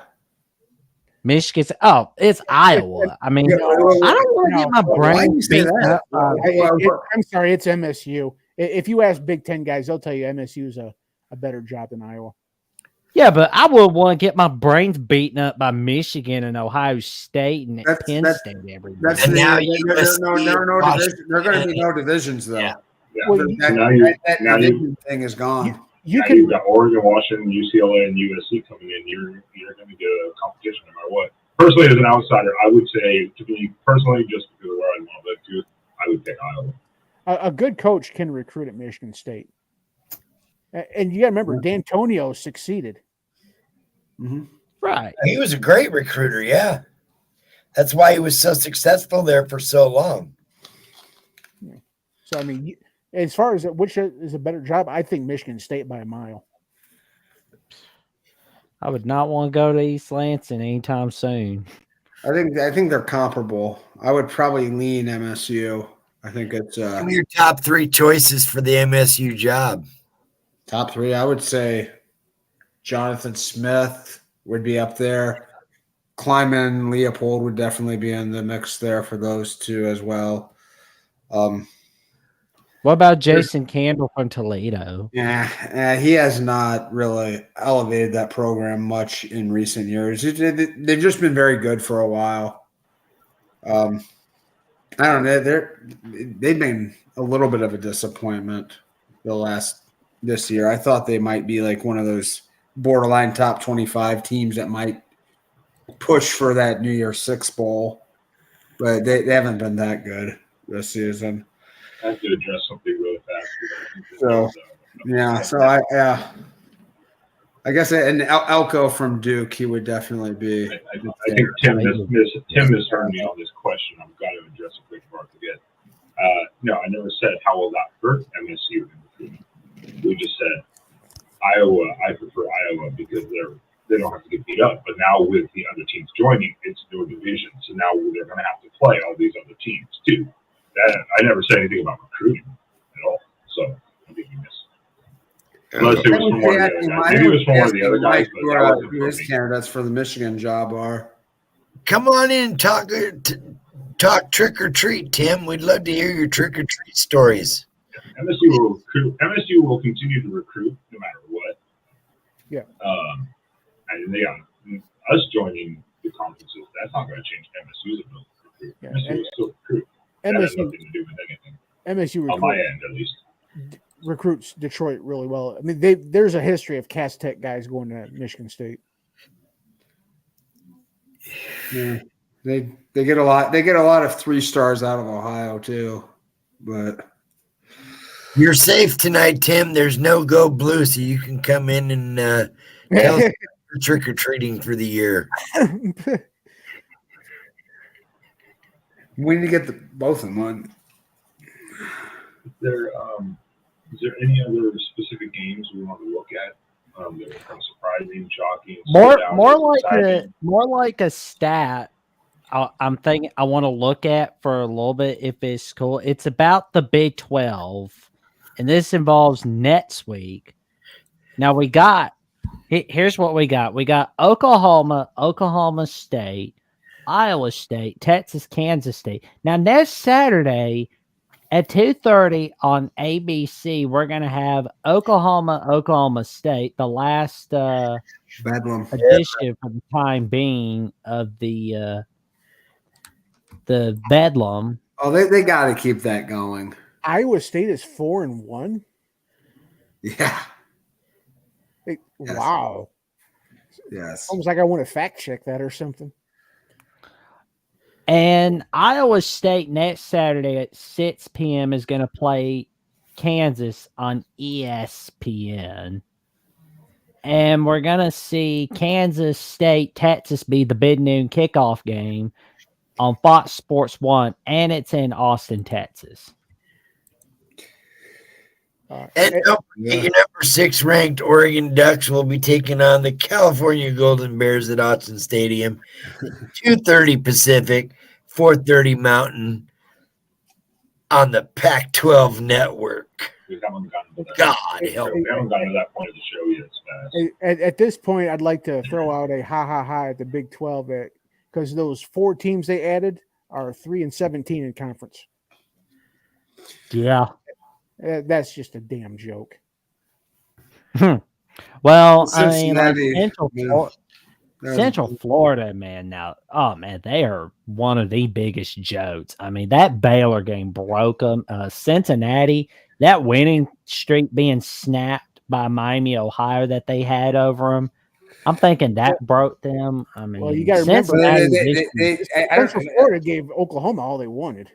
I watched that Cincinnati BYU game. They outgained them by like 250 yards in the first half and were trailing. I mean, Cincinnati, they find ways to lose games They You look look- like a disaster. Yeah. And I mean, but honestly, I mean, it's not really that big of a surprise. Cincinnati, I could have told you, yeah. I mean, this is like a whole new team, new coaching staff entirely, and that's a bunch of transfers. But those teams would have been better, would have fared much better last season or the year before in the Big 12. But they're all surprisingly just in rebuild mode right at the time, right as they enter a Power 5 conference. Stuff. Well, I hope for Central Florida, Cincinnati, Houston, BYU's sake, things get better for them. But We've seen those programs though, like beat big boy programs. Yeah. All of them have shown that they belong at this level. It's just not Sure. this year. Well, You know? I mean, Central Florida gave Oklahoma a scare. Houston gave Texas a scare. So Cincinnati gave Oklahoma a scare too. I mean, they not as much of one. I mean, yeah. Have we talked about how kind of sloppy that Washington has looked the past couple We of have not. We have No. not talked about No. Washington being sloppy yet. Let's talk about how they got bailed out in the fourth quarter against Stanford again. again, 2 weeks in a row, bailed out by the refs. I haven't That's seen how it this. Yeah.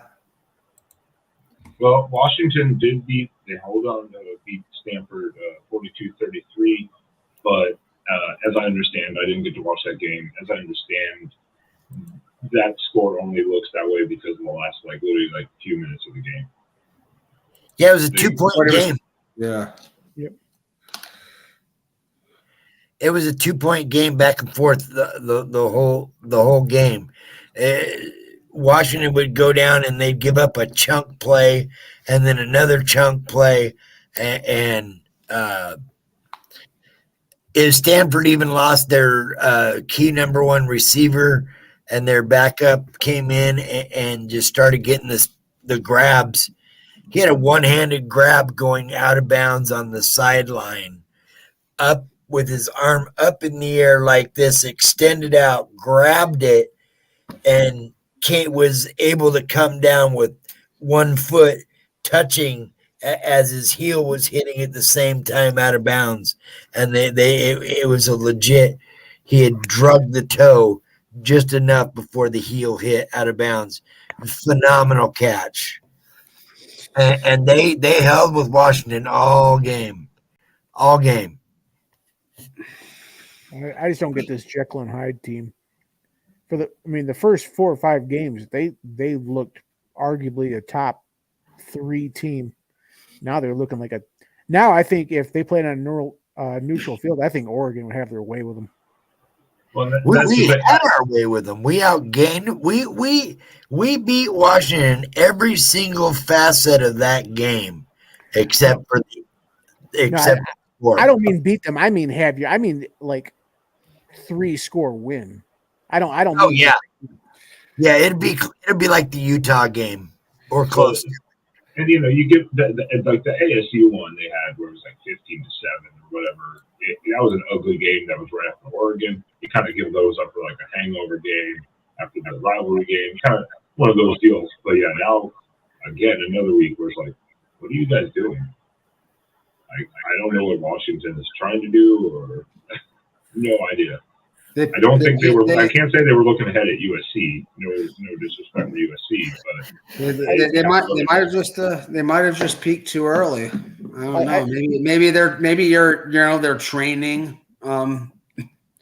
However they prepared had them playing their best football at the beginning of the year, and now they're just kind of worn down. They're kind of broken. I don't know. I can't say much because I didn't watch this game. But from what I saw against ASU last week, they look like a kind of a rundown team. They are 16-2 at with Kalen DeBoer as coach. That's good. 16-2. Yeah. Well, I think against Arizona State, didn't they have 17 or 18 rushing yards the entire game? Yeah. They don't have a good running game. They don't. No, it can be good enough just to complement the passing game. That's all they can really hope for. Just when the boxes get light.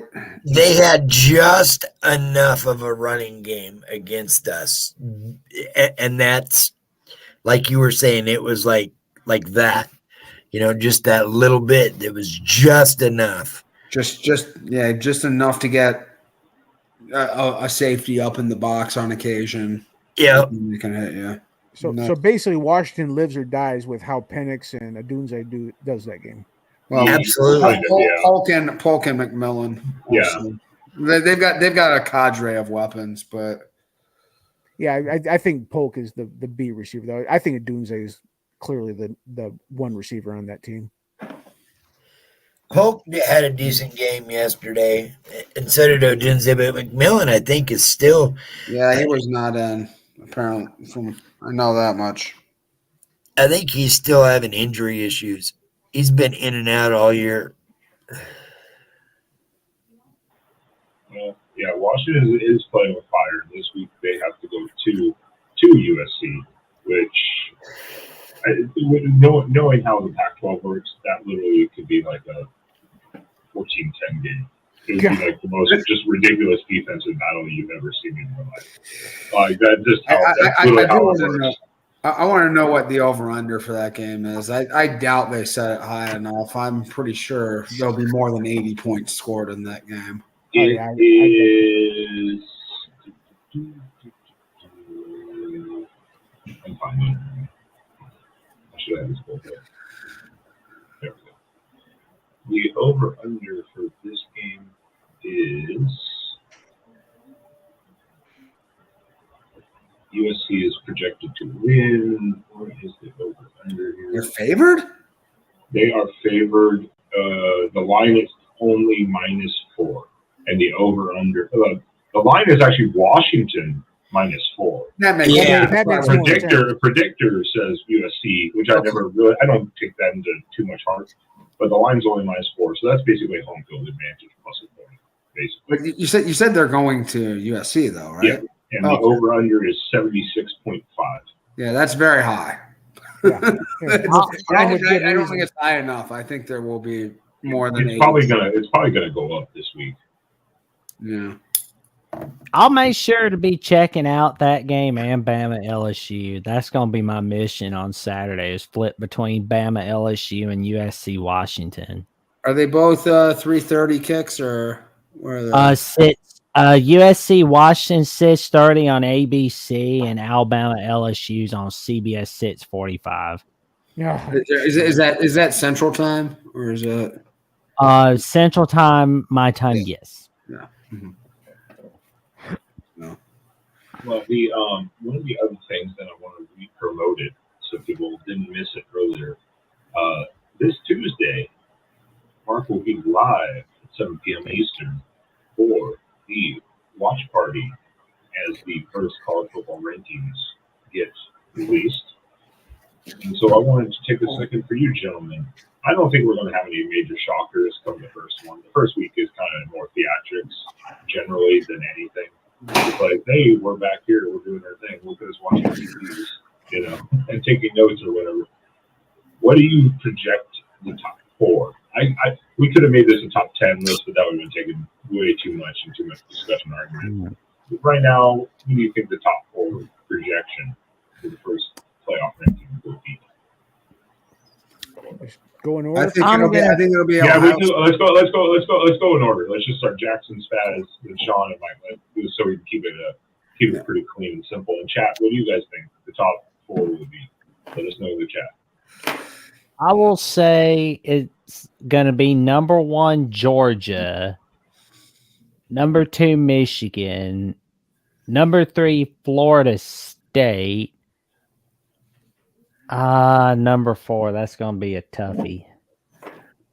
I guess Ohio State will be number 4, and 5 and 6 will be Washington and Oregon.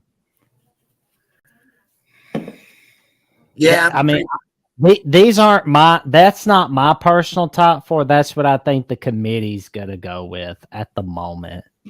Yeah, let's get top 6. Is it who do we think it's going to be, or who do we think it should be? Like Who it do we- should who be do they- Ohio well, yeah. State. Who- Sorry to this- say, Michigan Wolverine Nation. I do think it should be the Buckeyes that are number one because of the resume. I mean, they got 2 top 15 victories, one over Penn State, one over Notre Dame. Yeah, I'll say this. I was shocked with Mark's top 25 this week, and I think he hit the top 6 dead on. Dead on. Yeah. Who do you have top 6? Ohio He has Ohio State number 1, Florida State number 2, Michigan number 3, Georgia number 4, Washington and Oregon at 5 and 6. See, I'd have swapped Florida State and Michigan, but I know how. Yeah, I would have swapped Florida State and Michigan, but I think Florida State has a little better resume than you guys do right now because they've played a few people. Well, the thing is that Boston College game is going to really stick out. Yeah. Mm-hmm. Well, and they still got like that big win over LSU from week 1, so that helps plenty. Oh, that's the reason they're in the conversation. They had that win over Duke last week, but I guess that doesn't really hold up too well now. Now without a healthy Leonard, no. Well, and unfortunately, that win over Clemson's not meaning as much as it did earlier in the year. And wasn't that just by a touchdown? Yeah, in overtime. overtime. That was an overtime. I'm afraid so, gents. Yeah, But I do love that Mark showed, unlike the AP poll, the voice of college football, top 25 that actually makes sense, recognizes Oklahoma State's accomplishments since they lost to South Alabama and Iowa State. The fact that they had those head-to-head wins over Kansas State and Kansas, I mean, tremendous wins by Oklahoma State. And that is one of the weird things you have to think about with the committee. Like, can you contextualize like the wins and the losses, like when you played someone, when you didn't? I mean, because if you played Arizona State the first 3 weeks of the year, that's like one of the worst teams in America. If you play them now, that's not, that's kind of okay. Can you really retrofit, a quality of win? That's why the purpose of this was looking at what the committee probably will do, because like we said too, is the committee every year seems to change what they value. One year they'll value strength of schedule more than head-to-head even. Or next year they'll go head-to-head over eye test, or that eye test over strength of schedule. Every year they seem to have little variables they focus on more than the prior year. Well, they put the teams they want, and then they'll reverse engineer their reasoning for it. Yeah. It's true too. In a personal sense on me, I think they'll just almost keep the AP poll as it is, maybe flip-flop 1 or 2 teams here and there, like maybe 3 and 4 or something like that. And they'll just leave Washington and Oregon, maybe 5 and 6, kind of like that or something like that. Something weird. No. The key team to look out for to determine like sort of that will tell you the most about how they're approaching this committee's approaching rankings will be Michigan, because they clearly look like one of the 2 or 3 best teams in the country, like almost no doubt. But I mean, their schedule is utter cheeks. So are they going to go mostly on resume or, eye test? I mean, like that will tell you if they have Michigan 1, which isn't outside of the realm of possibility, it'll tell you like they're valuing their own, personal eye test, their own personal beliefs. And if they have them 6, that'll tell you a lot too. If they have a 6, I want some explanations. But I mean, for mine, I have Ohio State 1, Michigan 2, Florida State 3, Georgia 4, and then we go Washington and Oregon 5, 6. And the thing I say about that, I put Ohio State first because they just have quality wins, and they don't really have that struggle win, like Oklahoma did it with Central Florida, or Texas did with Houston, or Washington did with any number of teams. Arizona State or Stanford. Yeah. Ohio State, they might not have looked gorgeous in all their games, but there was no game where there was like, ooh, that could have been close to all these, bottom knuckle dragger teams. And like I said, I think Michigan from an eye test should be number one, but until we, play somebody that's that top tier, But I mean, and the thing is, they talk about our schedule. I mean, if you look at our schedule, these aren't, total crap teams. I mean, we beat Minnesota, was it 52-10 in Minneapolis? We beat Nebraska. But your margin doesn't matter about the schedule, right? But I mean, that we beat Nebraska by almost 40 in Lincoln. These are two teams that are still technically in the hunt for their division. Now it's the Big Ten West, but I mean, let's not write this off as like, Minnesota is what, 5-3. I think Nebraska is 5-3 too, aren't they? Yeah, Nebraska. Yep. We talked about that. Yeah. Minnesota and Nebraska are in a 4-way tie with Iowa, Wisconsin for the Big Ten West division at this very moment. Yeah, and Rutgers is 6-2. UNLV is 6-2. I mean, people are thinking that we're just playing, the barrel scraper teams. They need to get past themselves. They're basically just doing this as like an anti-Michigan ignorant rant. This is what it is. We'll see in the CFP, I'm sure. This weekend against Rutgers will be interesting because it'll be the first, I'd say, meaningful game where Ohio State and Michigan will have a common opponent. They both played Indiana, but I think it's difficult to really take too much from Ohio State's performance against Indiana, the first game of the year versus Michigan. Well, I'd say if you want to go Indiana, then it doesn't look good for Ohio State. No, but it was the first game. It was the first game of the year. Yeah, of the breaking in a whole bunch of new starters and all that. So it will. But I mean, this will be the first reasonable cross. Common opponent to assess against, and it was probably your toughest game of the year was the Rutgers game. Yeah, we won that one, I think 35-7. 31-7.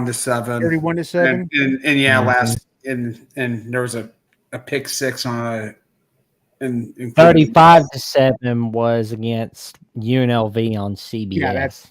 Thanks. Yeah. You're welcome. But yeah, I mean I think that's our closest game was that 24-point game with Rutgers. Yeah, it was. So I mean, it was competitive. I think Michigan had it was 10-7 late in the second quarter in that game too. So that was the longest you've really been tested. Yeah, I'll say this: whoever wins that the big game in Ann Arbor, whoever wins that will finish 1, and Oregon, if we win out, will probably finish 4. So I think we'll see either Mike or Sean. We'll see you guys in the CFP first round semifinal matchup. I've been wondering this. I do think there's a very real chance both Ohio State and Michigan end up in the Final Four. It would have to be. We would have to win the game. We would have to win the game. If we came in as a 1-loss, we don't make the playoffs. If you come in as a 1-loss, there's a chance. Yeah. Michigan loses to Ohio State, they're gone. They're out of the conversation because they just don't have the schedule to back it up. It's not going to happen, Mark. That would be amazing. Yeah, unfortunately, that will probably not happen. But yes, they will, as Tony mentioned. They'll get a New Year's Six bowl for sure, obviously. Yeah, the Mountain West. The Mountain West is really down this year. It's not. I mean, have you looked at the Mountain West? It's like I say, you got Air Force, UNLV, Fresno State. These are UNLV. If you look at their schedule, they're 6-2. They may have the worst schedule in the country outside of your game. I mean, they're beating utter crap, garbage teams. And Boise's not very good this year. San Diego State stinks to high heavens. This is a down year for the Mountain West. Wyoming had that one win, but they're not looking good either. They're probably Can we start a petition for this also to get rid of this stupid NCAA rule? Oh God, that For, is like James Madison. to screw I Madison. mean, what do you have to do? I mean, literally, what do you have to do? and I mean, like, think about that. It's 4 years too. Like they have to be in that league for 4 years. So if you came into James Madison last year, you're never going to be able to play for a conference championship. If you're is it 4 or is it 2? I didn't think it was 4. I don't. I remember hearing it being 4. Yeah. Well, either way, I mean, the point is last year, amazing team, amazing season. This year, undefeated. Why do they have to not be able to play for the conference or in the bowl game? That is absolutely stupid. It's absolutely nonsense. It doesn't make any logical sense whatsoever. Obviously, they're not going to go to the playoff or anything. I'm not saying that, but like just the bowl game in general, because they could be the New Year's Six bowl. Playoffs? You kidding me? Playoffs? Yeah, I mean, it's nonsense. The only possible thing I can reason I can think of is maybe to deter too many teams from trying to jump up to FBS. That's the only. I mean, it's supposed to be a transition phase. That's why it was originally there. So it gives you time to build up. But they don't need that time to build up. I mean, they don't need it. So. I think the NCAA didn't think it'd be an issue because I figured they probably think that any team that's going to go from, junior high to, big boy football is, better be prepared to take a 3-9 ass whipping season, and not expected to actually have any sort of measurable success that first year or two. But if they can succeed, I mean, like they're going from 63 scholarships to 85. If they can succeed with the 63 scholarship players they have coming up there, why not? I mean, if North Dakota State wants to come in next year and they whip up on everyone in the MAC, they should be the champions. If that were to happen, I agree. I was thinking more like the Mount West. I'm kind of thinking they should join the Mount West. I mean, they probably would. It's North Dakota. They're right there in Wyoming. They're right. I mean, they're right. Almost into Minnesota, though. They're right in Fargo. That's just basically right on the border. They're in MAC country, right there. Yeah, that's true. It's definitely a pretty even split on that sense of it, geography-wise. Mountain West could have got a bump if Oregon State and Washington State would have went there. They might still get that. Yeah. Don't totally call that out. Well, what exactly is keeping them out of the Big 12? Like, why? Why aren't they willing? Why are they willing to absorb all these other schools? Why are they willing to bring UCF and Cincinnati in, but not Oregon State and Washington State? Maybe the Arizona teams are blocking it or something. I don't know. Yeah, unfortunately, I think it's because Corvallis, Oregon, and Pullman, Washington, they're not exactly a big market. So I guess that's why.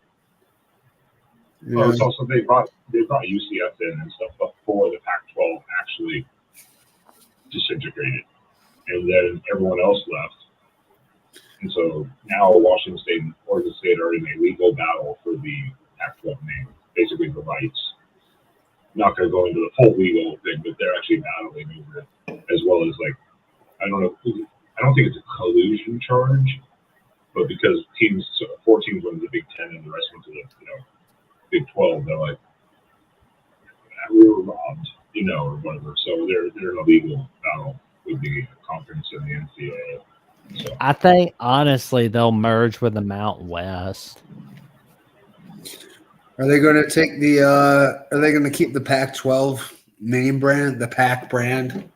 That's what they want. That's what they want. Yeah, that's what they want. Which I don't blame them. I mean, keep it. It does have some value in the name of the history of it, but obviously whatever, even if it became like someone on TV said it once, they were talking about that and they said it would be like the Pac West or something, like merge the name, make it like the Pac West, because you can't leave it the Pac-12 or Pac-14 or whatever it becomes, because it wouldn't be the same thing. So you have to we know or something.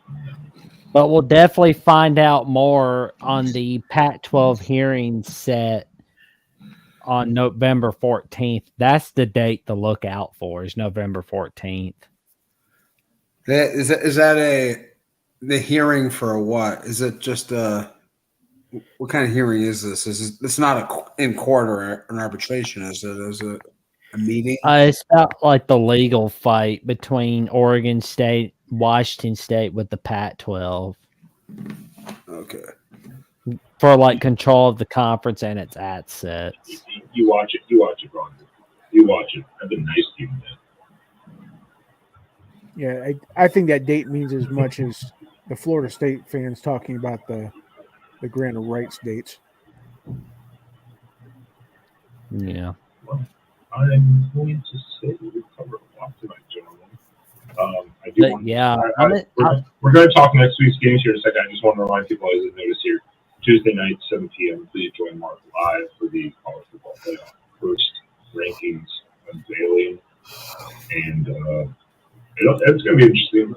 I don't think we're going to see a ton of surprises. A few here and there, of course, but I don't think we're going to see anything too outrageous where people go burn down a park or something like that. You know?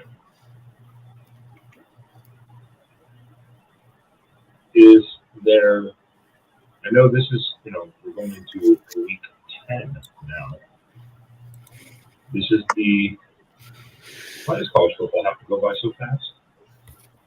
I don't know. Like on the one hand, I'm happy, but I'm really sad that because it feels like last week was week 2. It's like, oh no, but don't feel sad because we got the playoff rankings coming up. I'm mostly just sad because daylight savings ends next week, so we're just the sun's gonna go down an hour earlier at night. It's just always a drag. I almost forgot about that. I'm so happy my computer updates when I need that stuff.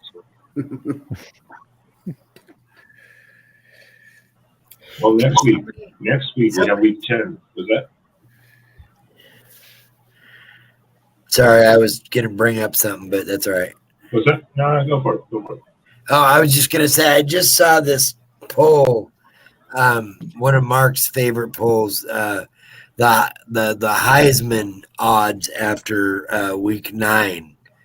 And can somebody tell me how the fuck Jaden Daniels is in front of Bo Nix?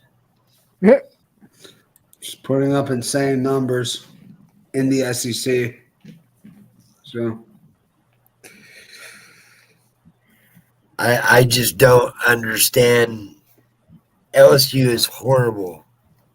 they're not horrible. They're not horrible. horrible. They're not horrible. They actually lost 2 games to teams that will be in the top 10 of the first. And round. LSU actually has one of the top rated offenses in the country. Yeah, And they also have one of the toughest schedules in the country. Yeah. But I just never been a fan of Jaden Daniels. He's bounced all over the country, and I just don't think he's all that. well, he wasn't at Arizona State. God, no, he wasn't. He had his moments. He did have his moments at ASU. Yeah, He did have his moments. You can't make. He started there very young too. He true freshman. That team didn't recruit well at all when he was there. They didn't have a lot of talent around him. Yeah, it's a different scenario, different situation. He's just been surprising to people. He has nothing wrong with that right now. Things are going to change in the coming weeks. LSU, Bama play. Oregon will have its matchups with, you'll have Nix versus Williams. You're going to have these moments. It's coming at the end of the season. This is the stretch. So right now, the standings for that type of stuff, just like the playoff committee on Tuesday, if people lose their mind over it, it'll be like this. Calm down. Yeah, and he's not number 1 anyways. Who's the odds favorite for the Heisman right now? Probably still Penix, I would think. I don't Yeah, know. it was Penix, JJ Daniels, and Bo Nix. Penix is ahead of us because last time I checked, JJ was the betting favorite. And Penix is ahead. I mean, JJ though. I mean, he's not going to have any moments, right? I mean, his numbers aren't that amazing yardage wise. I mean, I know his completion percentage is really good. And that's the argument I gave against JJ, is that he doesn't have the volume passing. As far as like accuracy, QBR, that's all up there, but he's not going to throw for 3,500, 4,000 yards. No. I mean, yeah, I don't know. I have a hard time seeing him the way they play, like him putting up huge yardage with. I mean, I guess if he puts up a lot of yards against Penn State and Ohio State's defenses, then then that would be something. But if he actually played more than 2.5 quarters a game, it'd be possible. Because I mean, I have to check right now, but Roman Wilson, he might be a dark horse for the Blitnikoff this year. The Blitnikoff race is over now. He's not gonna beat Marvin, but I think his name is gonna come up when that word gets mentioned. Yeah. Maybe he could be a finalist. I don't know. He's having a great year. Well, that's it. We're getting to the. I mean, literally, not just the final, so to say, end of it, but the beef of the season. Out of the end zone too. People from both Arizona schools shut Penix out. He had 0 touchdowns against Arizona and Arizona State. He had a good game though against Arizona statistically. He was completed 75% for like 365 yards. But 0, he had no scores. Yeah, I mean that's an overrated stat though for a quarterback. Touchdown. I think completion percentages and yards and efficiencies are what they look for more than a score. Because then you put your team in the position, and then what happened? They didn't score. Yeah, I think the team scored 42 points in that game. So what do you know? He's just a big Penix move, whatever it is, his nickname. He's just a hater. Big Penix energy. Yeah, big Penix energy. There you go. That's such a good nickname. Such a good nickname. Yeah, RGB. That's right. I love RG3's announcing. He's so funny. Oh, he's awesome. RG3 was also the one that declared there was an orgy in the end zone, right? I don't know if he was the originator of that. I can't remember. He brought it back. It's pretty low-hanging fruit. I mean, it's not the most original thing in the world, but to say it on broadcast television is I liked it. Big some balls. Honestly, that's the reason why Orgy gets so much love from Michigan. I mean, he's like our 4th string quarterback, and he's really raw, but everybody just likes saying his name. Well, we're getting to the thick of everything with playoff rankings coming out now. Officially, we're in the final kind of stretch, so to say, of the season, which is hard to say already. Because again, it feels like it was literally just like week 2 or 3, just on this past Saturday. Go over what you guys have coming up this next week, because again, schedule's not going to get any easier. Now you're going to have official rankings next to your names. That means you have a target on you at all times. Well, next week, of course, we got the revenge game against LSU in Tuscaloosa, 6:45 p.m. on CBS. And I will say, Jaden Daniels is a pretty good quarterback. So anytime we've gone against a really good quarterback, it's meant trouble for the Alabama Crimson Tide. So I'm a little bit nervous as a Bama fan. And I will say, if LSU was to beat Bama next Saturday, we got some chaos in the SEC West Division with that. Because you got LSU, Ole Miss, and Alabama tied for first in the West Division, and that's counting if Ole Miss beats Texas A&M next Saturday. And they'll have all beaten each other, right? Yeah. But if Alabama beats LSU next Saturday, well, there's nothing to worry about. From the SEC West perspective as an Alabama fan. Mm. And we move on fast. That's your. There's your cue. Yeah, well, that's you. I mean, Cal did hang 49 points on the vaunted USC defense last week in the Coliseum. So I'm a little worried. I mean, I think our defense can keep that from happening. I don't see Cal scoring 49 points in Autzen. I don't see him going up and down the field at Autzen. Not after the way this team this year is just completely different than probably one of the most solidest teams from top to bottom that I've seen Oregon put on the field, mentally, physically, everything. They're just on a different level with Lanning and Tosh Lapoy. Call it that SEC defense that's came in, whatever. I don't know what it is. It's just that it's a different mentality with this football team this year, and I don't see anything derailing it. I think they're extremely mad at what happened at Husky Stadium, and they want to defend their coach and make it right. So I don't see any of the usual struggles that I, in years past, would have seen at this point. I think we cruise again to another probably 25-point win this week. Line's right around there. Huh? The line is right around there, like around 24, 25. Yeah. Is this your Pac-12 Network swan song? Yeah. The last time. No, I think unfortunately we're going to be stuck with one more. I'm pretty sure that Arizona State game on November 18th is probably going to be the Pac-12 After Dark finale. It's funny. I actually get the Pac-12 network. I keep hearing that it's not available anywhere, but my cable, I can't get the ACC network or the SEC network, but I get the Pac-12. Yeah. Same here. I got Pac-12, but I can't get ACC or SEC. That's messed up. Yeah, I'm can't really get the ACC network. There needs to just be like a mass. Here's that package you can get for everything, so you can just lose your mind and do nothing in life and just watch sports all the time. But there is no such thing. You should get the Pac-12 network with a Roku.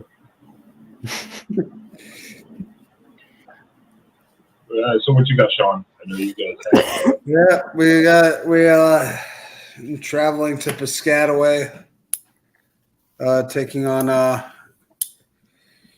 the upstart Scarlet Knights, bowl eligible this year. What's up? Keep shopping in the chat there. Talked about interesting. This will be the first comparable common opponent between Ohio State and Michigan. Often Rutgers quite good defensively, not good offensively. So I don't know. And pretty much no chance of losing, I don't think. But if the offense can come alive and put up a strong 35, 40-point performance, I'll be very encouraged going forward. And got a little running game going this weekend against Wisconsin too, with Henderson back. So yeah, he looks healthy again.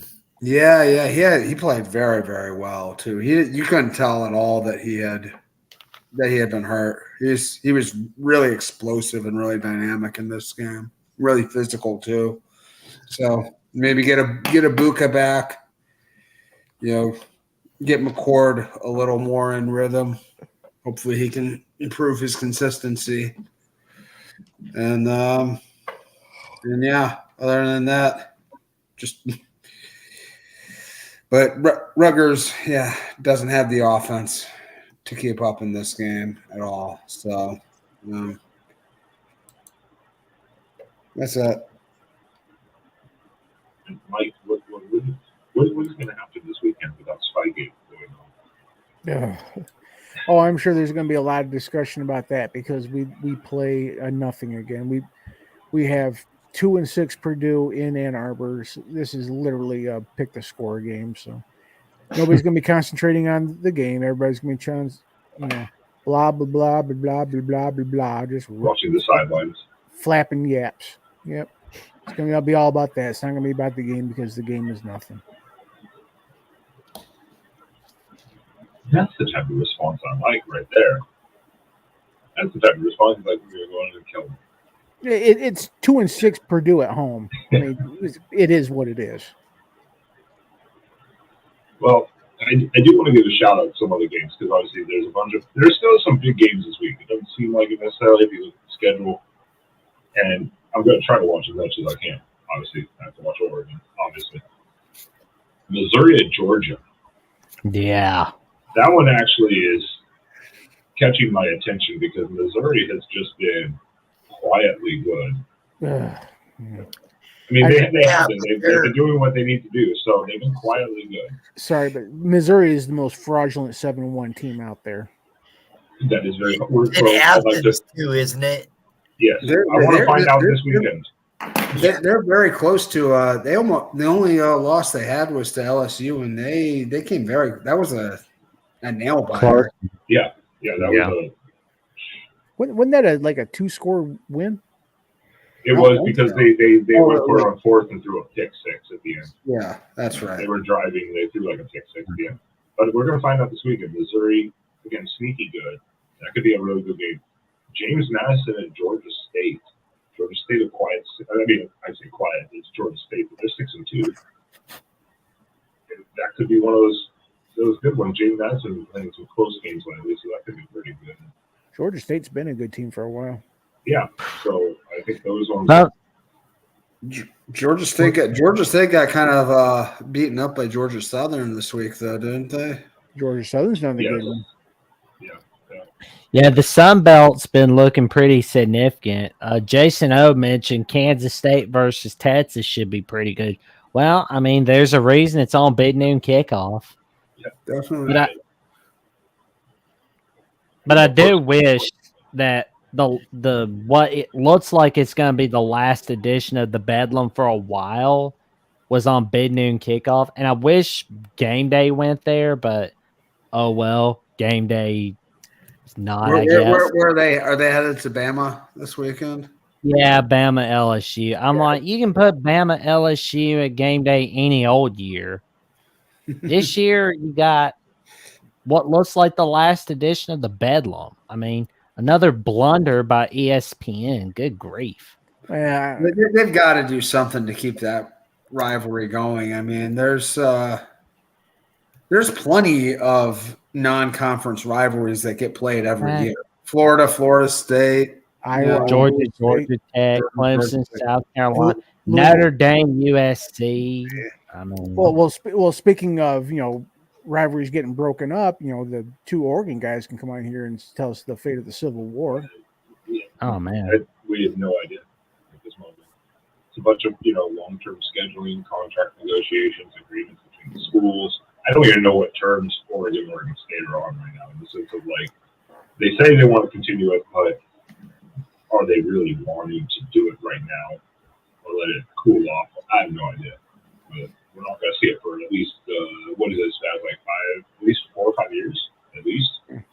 Yeah, but I think what's going to happen is eventually between now and the beginning of the year, I think it's going to end up where the legislature, the Oregon legislature, may force them financially to use it as at least use it as a non-conference game. They should. We must continue this in the spirit of sportsmanship and the state and everything. And these two schools, you must find a way to put this game on your schedule every year. Yeah, don't care where it's at. I remember the North Carolina and Wake Forest. When they were in separate divisions, they would play each other periodically as non-conference opponents. Yes, that Because was they were- 20. That was 2019 and 2021, I believe. They Yes. scheduled that home and home in 2015. That is correct. Yeah, because you only play outside of your protected rival. You only play them once every 6 years. Right? I think there will be something worked out because that's it. There is the Oregon legislature that's kind of in play, but they haven't done it yet or had to exercise it. But we'll see. We'll see. The other game, of course, we will be watching. Obviously, especially against Spaz, especially we'll be watching Washington at USC. Of course, see if Washington wakes up out of their slumber they've been having. I don't know what's going on there. Again, Spaz, I'll tell you something, Spaz. Maybe the Oklahoma legislators should do what you said the Oregon legislator will do to Oregon State. They should probably do that to Oklahoma State. Just tell them, you're going to get in this room by yourselves and you're going to work something out. A lot Because of states it's about do to that. say. I know, a lot of states. Yeah, I know Alabama and Auburn did it for the Iron Bowl. Alabama and Auburn exactly. Doesn't Arizona do it for the Territorial Cup? Yes, that is correct. Well, I mean, Arizona and Arizona State have been in the same league for ever. And my knowledge is that they wouldn't go into the Big 12 unless it was a package deal. Yeah, they definitely, that always is. Well, and you're theoretically not going to get the Apple Cup anymore, but I don't think Washington's going to allow that to happen either. No, it's interesting though. Arizona and Arizona State, there's not really like an A school and a B school. Like most of these states kind of have no offense to anybody, but a big brother and a little brother type. Right. I mean, Oregon's the big brother. Oregon State's the little brother. Michigan's the big brother. Arizona State are kind of, even level schools. Yeah, because neither one of them have ever really had, other than basketball. Yeah. Oregon State will disagree. They call us Big Sis. The other game I'm actually really curious about, and I want to see if Arizona keeps it up. Pac-12 after dark. UCLA on the road at Arizona. Classic Pac-12 after dark action right there. It's the Bruins' time to see if they got where they can survive the desert. They've got the two things that travel are defense and running game, right? UCLA's got those. That does help quite a bit. I mean, what about even the one before that? I'm going to try to want both just to bring it up. Oregon State has to go on the road to Colorado, 9 p.m. Another Pac-12 after dark for Oregon State. I'm just like, that's not a problem. Well, now you wouldn't think. You wouldn't think. Is Dante Moore going to be healthy enough to throw a pick six? Dante Moore's been benched for the rest of the year, I do believe. UCLA is playing Garbers now. And Garbers had a phenomenal game against Colorado. I mean, he was... It's got to feel... And they even let the second stringer in a little bit, and it wasn't a Dante Moore. I think Chip Kelly's licking his wounds and saying, okay, I tried something new. This kid needs development. You need to go sit. You're done for the year. Yeah, that's got to feel like that's a self-inflicted wound right there because they burned his red shirt and then got really not substandard play out of him for this year and may have burned a bridge with the kid too. Who knows? I mean, I wouldn't be surprised. Yeah, he's already stated at one point before the season even started that he, quote unquote, was not happy with their nil offer after the fact he had dumped us and then signed with them instead. Yeah. So you weren't the first team he dumped. Yeah. Well, part of that I think was also UCLA was already one of the Big Ten at that point, so he saw more money opportunity. Well, yeah, he saw more opportunity to go play home. Yeah. Either way, he wasn't going to start for Oregon anyway. They would have gone to Oregon. We had Knicks. Might have been better for him. I mean, God though. Yeah, I can't imagine. He wouldn't have sniffed the field other than mop up time. I wasn't sure of that because I mean, I'm in the South here, and I know a lot of Auburn fans, and they just assumed that Bo Nix was just going to go over to Oregon just to suck out West. Yeah, didn't happen. He displayed a lot of promise when he was at Auburn, just no consistency, never put it together. Yeah, he had a hell of a schedule to play every year too. Oh yeah. And he had a quirky, gimmicky offense that I don't think really suited his strength there. I mean, he's one of the people too. I've said this on a couple other shows.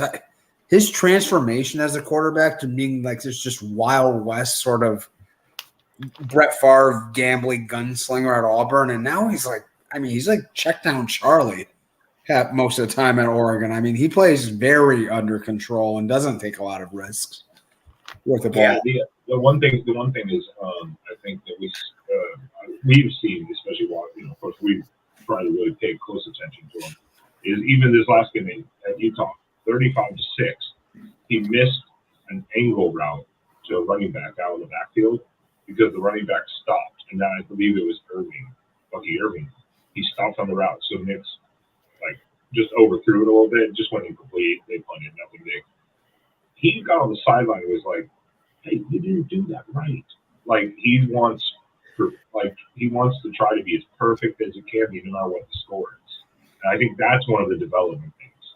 He's matured a lot from where he was the first couple of years at Auburn.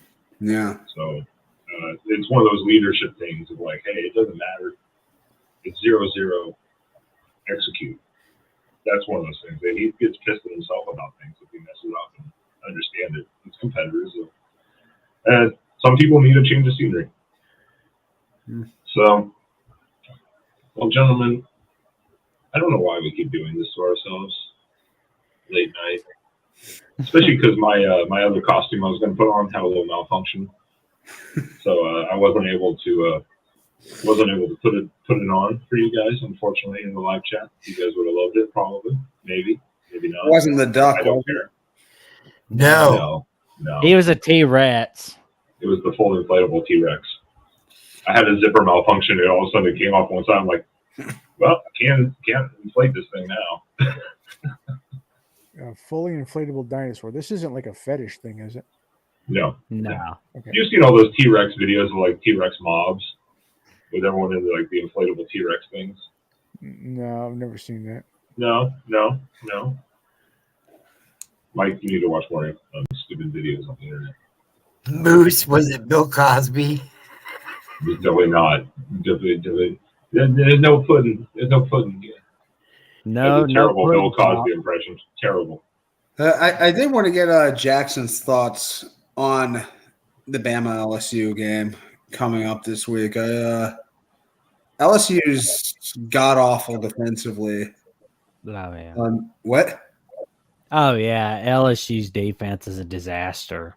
Yeah. I mean, LSU's secondary is a disaster. It's hit and miss at best. Let's put it that way. I don't think their front seven is that bad.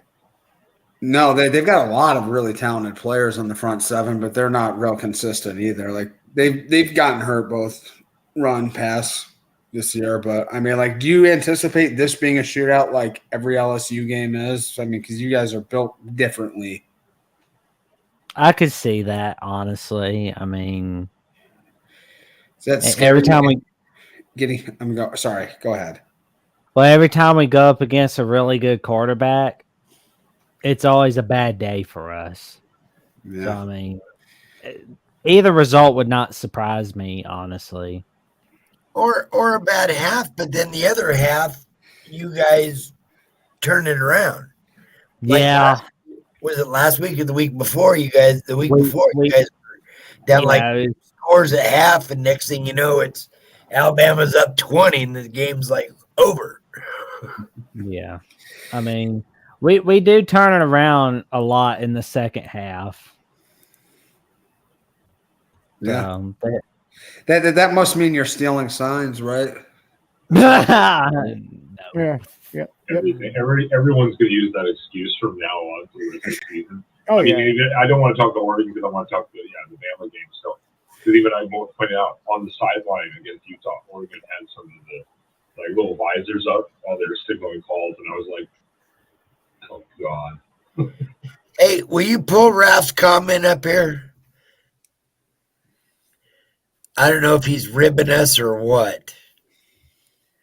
No, he's just making light of the fact that we're going to keep talking about Michigan more because it's what the knuckle draggers want. But anyways, yeah, Bama LSU. Obviously it's a big one, and it's a rivalry game. So funny things happen in rivalry games.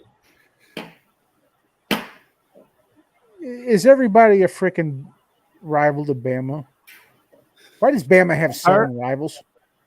Honestly, I consider Auburn and Tennessee to be the main rivals. I don't really consider Alabama LSU rival because if it weren't for the fact that Nick Saban coached at both universities, nobody would be talking about this game as a rivalry game.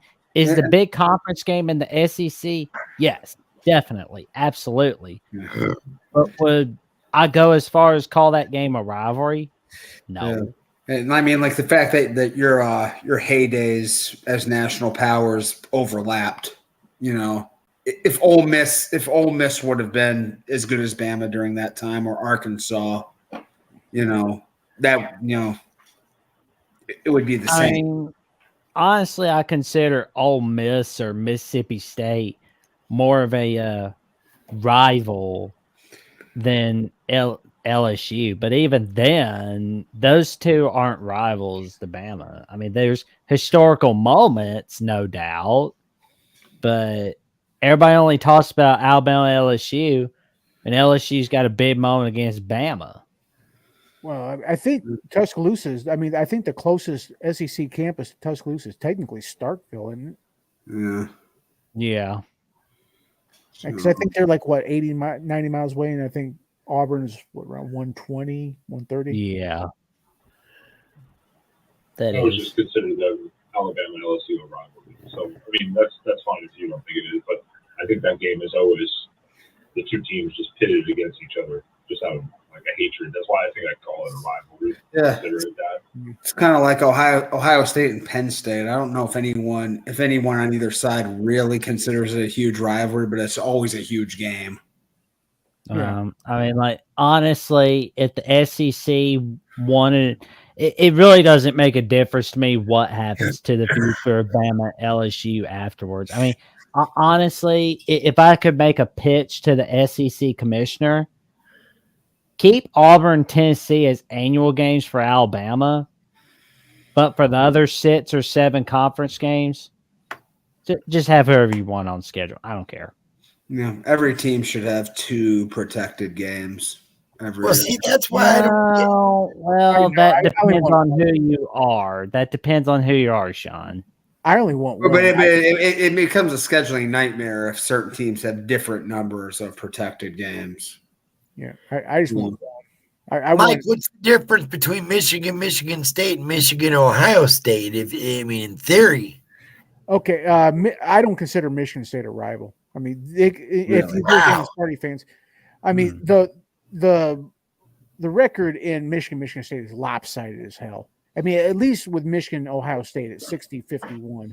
I think Michigan State was like 70. I think after last week it was 73-38. And plus, I don't think lopsided. That's 2 out of every. That's 2/3 of the time. It's about 30% of the time. But another reason I don't want to play them anymore is because Michigan State is just turned into a team of thugs and hoodlums, and I don't even want to play them anymore. They're subhuman crap over there, as far as I'm concerned. I don't even want to play them anymore. The worst part about playing Ohio State is the fans, because, and I'll tell you right now, I learned my lesson.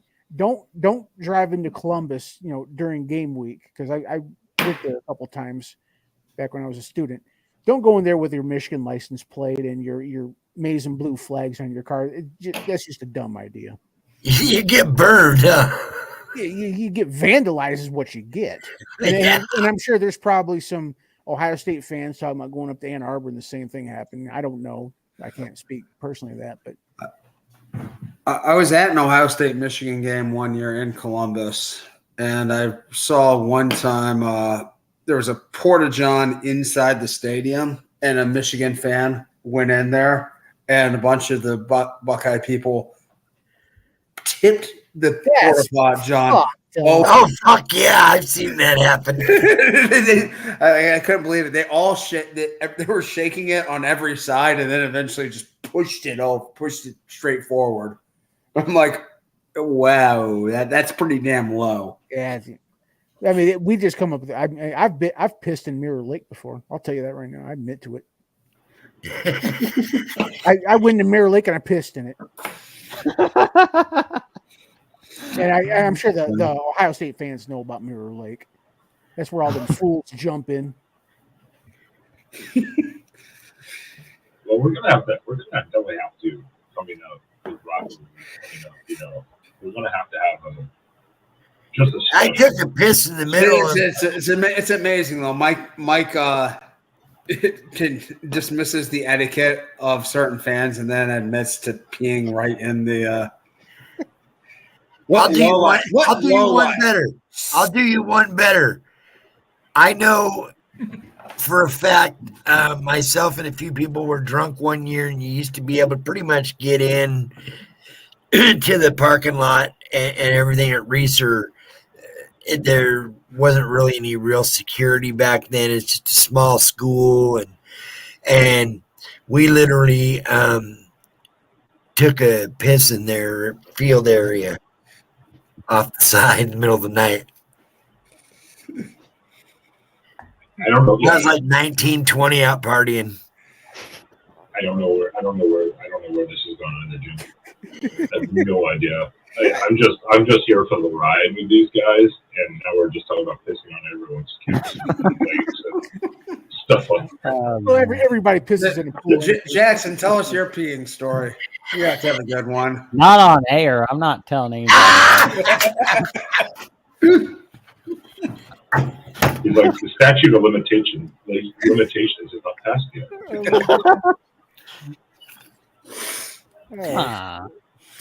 So we're going to have a rivalry week special. Don't worry about that.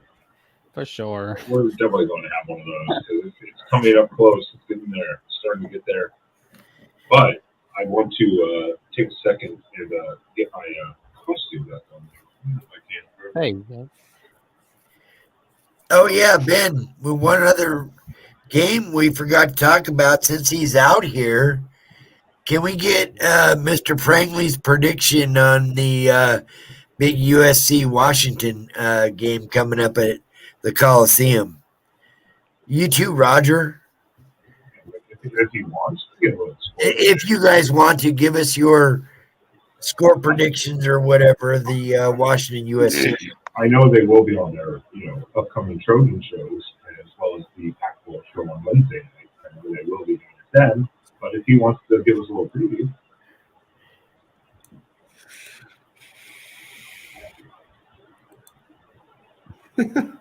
He has a limited amount of time. Oh, got Ralph. I want to see USC play LSU. I want to see if you can get 150 points in a game. That would be the most phenomenal or worst college football game ever played. Yeah. Can you imagine if both teams scored like 74 points or something like that? Yeah. That'd be like the Baylor-Washington bowl game I remember about, Oh, yeah. what was it, about 10, 12 years ago. Shootout. The Big 12 as a whole, they used to have like just wild shootouts. The program's changed a lot.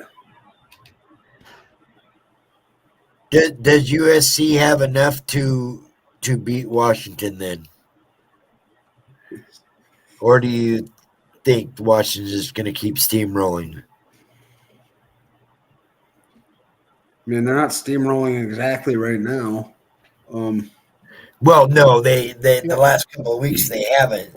But I mean, steamrolling as long as fun, like winning their games and unless they have a real thudder somewhere. I think Washington will score just enough. Like USC will get their points, but Washington will make a few stops. and just a stop or two more than USC does in this game. There you go. There's no There it real is. score Yeah. prediction, but USC wins by 4. Okay. So that could be a very high scoring game or a low scoring game. I think it's definitely going to be over 75 for sure. Probably be closer to 90. I don't. I'd be tempted to take the under. Roger. Be tempted to take the under. Yeah, because I mean, I've seen USC's defense? Yeah. Well, the thing is, USC's defense has come to play a couple times. Like I said, the Notre Dame game, they didn't lose Notre Dame because of defense. They lost it because of Caleb Williams in the offense. No, that's the one. But they could have lost. The problem was that they probably would have lost because of their defense. It's just Caleb beat them to it. It's like Caleb dug the hole. And then I've also seen Washington's offense sputter too. It's like, Washington has no rushing game. They're one dimensional as all hell. So I can see. Yeah, you can let them go up and down the field all day long as you keep them out of the end zone. It don't matter. Exactly. I think I would take the under on this one. I mean, that over is just too high. Well, that's a great point to make as we wrap this shit up because this mask is hot. And I can't breathe and I barely see out of it. But to everyone who doesn't know, join the Patreon or YouTube membership here, and you get special perks from Mark, like his picks, where he does spreads each and every week, which I'm sure he will be discussing this game because it will either be low scoring or high scoring, one or the other. I don't think there's an in between like normal game. No 27-24 game. Yeah, Yes, it was. Yeah. This is going to be. I'm going with high scoring in personally. I don't know why. It's what it feels like it will be. Well, gentlemen, this has gone on for way longer than it should have. Mark is long gone. He's like, these idiots are doing their thing, whatever. And I'm wearing a mask of some creature. Beaver. It's not a beaver. I don't know. It's a beaver. See, I can't see it. Closet Oregon State fan. It's a beaver. Poor beavers. That's a beaver. Once again, everyone, though, thank you for joining in here. Please, remember this Tuesday, the live watch party for the college football playoff rankings, right here on the main channel with Mark, 7 p.m. Eastern. And then make sure every Sunday night you are here for the college football after dark at 10 Eastern Standard Time. I don't know why I had to say Standard Time. It's Eastern Time. Whatever. Make sure you set your clocks back next week, too, if that's when it happens. Daylight savings alert, I guess.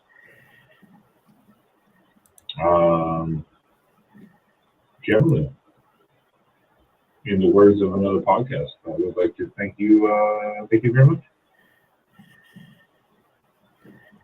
Goodbye. Very much. Oh, wait, hold on. I apologize. Thank you very much. Ben wants his cheeseburger.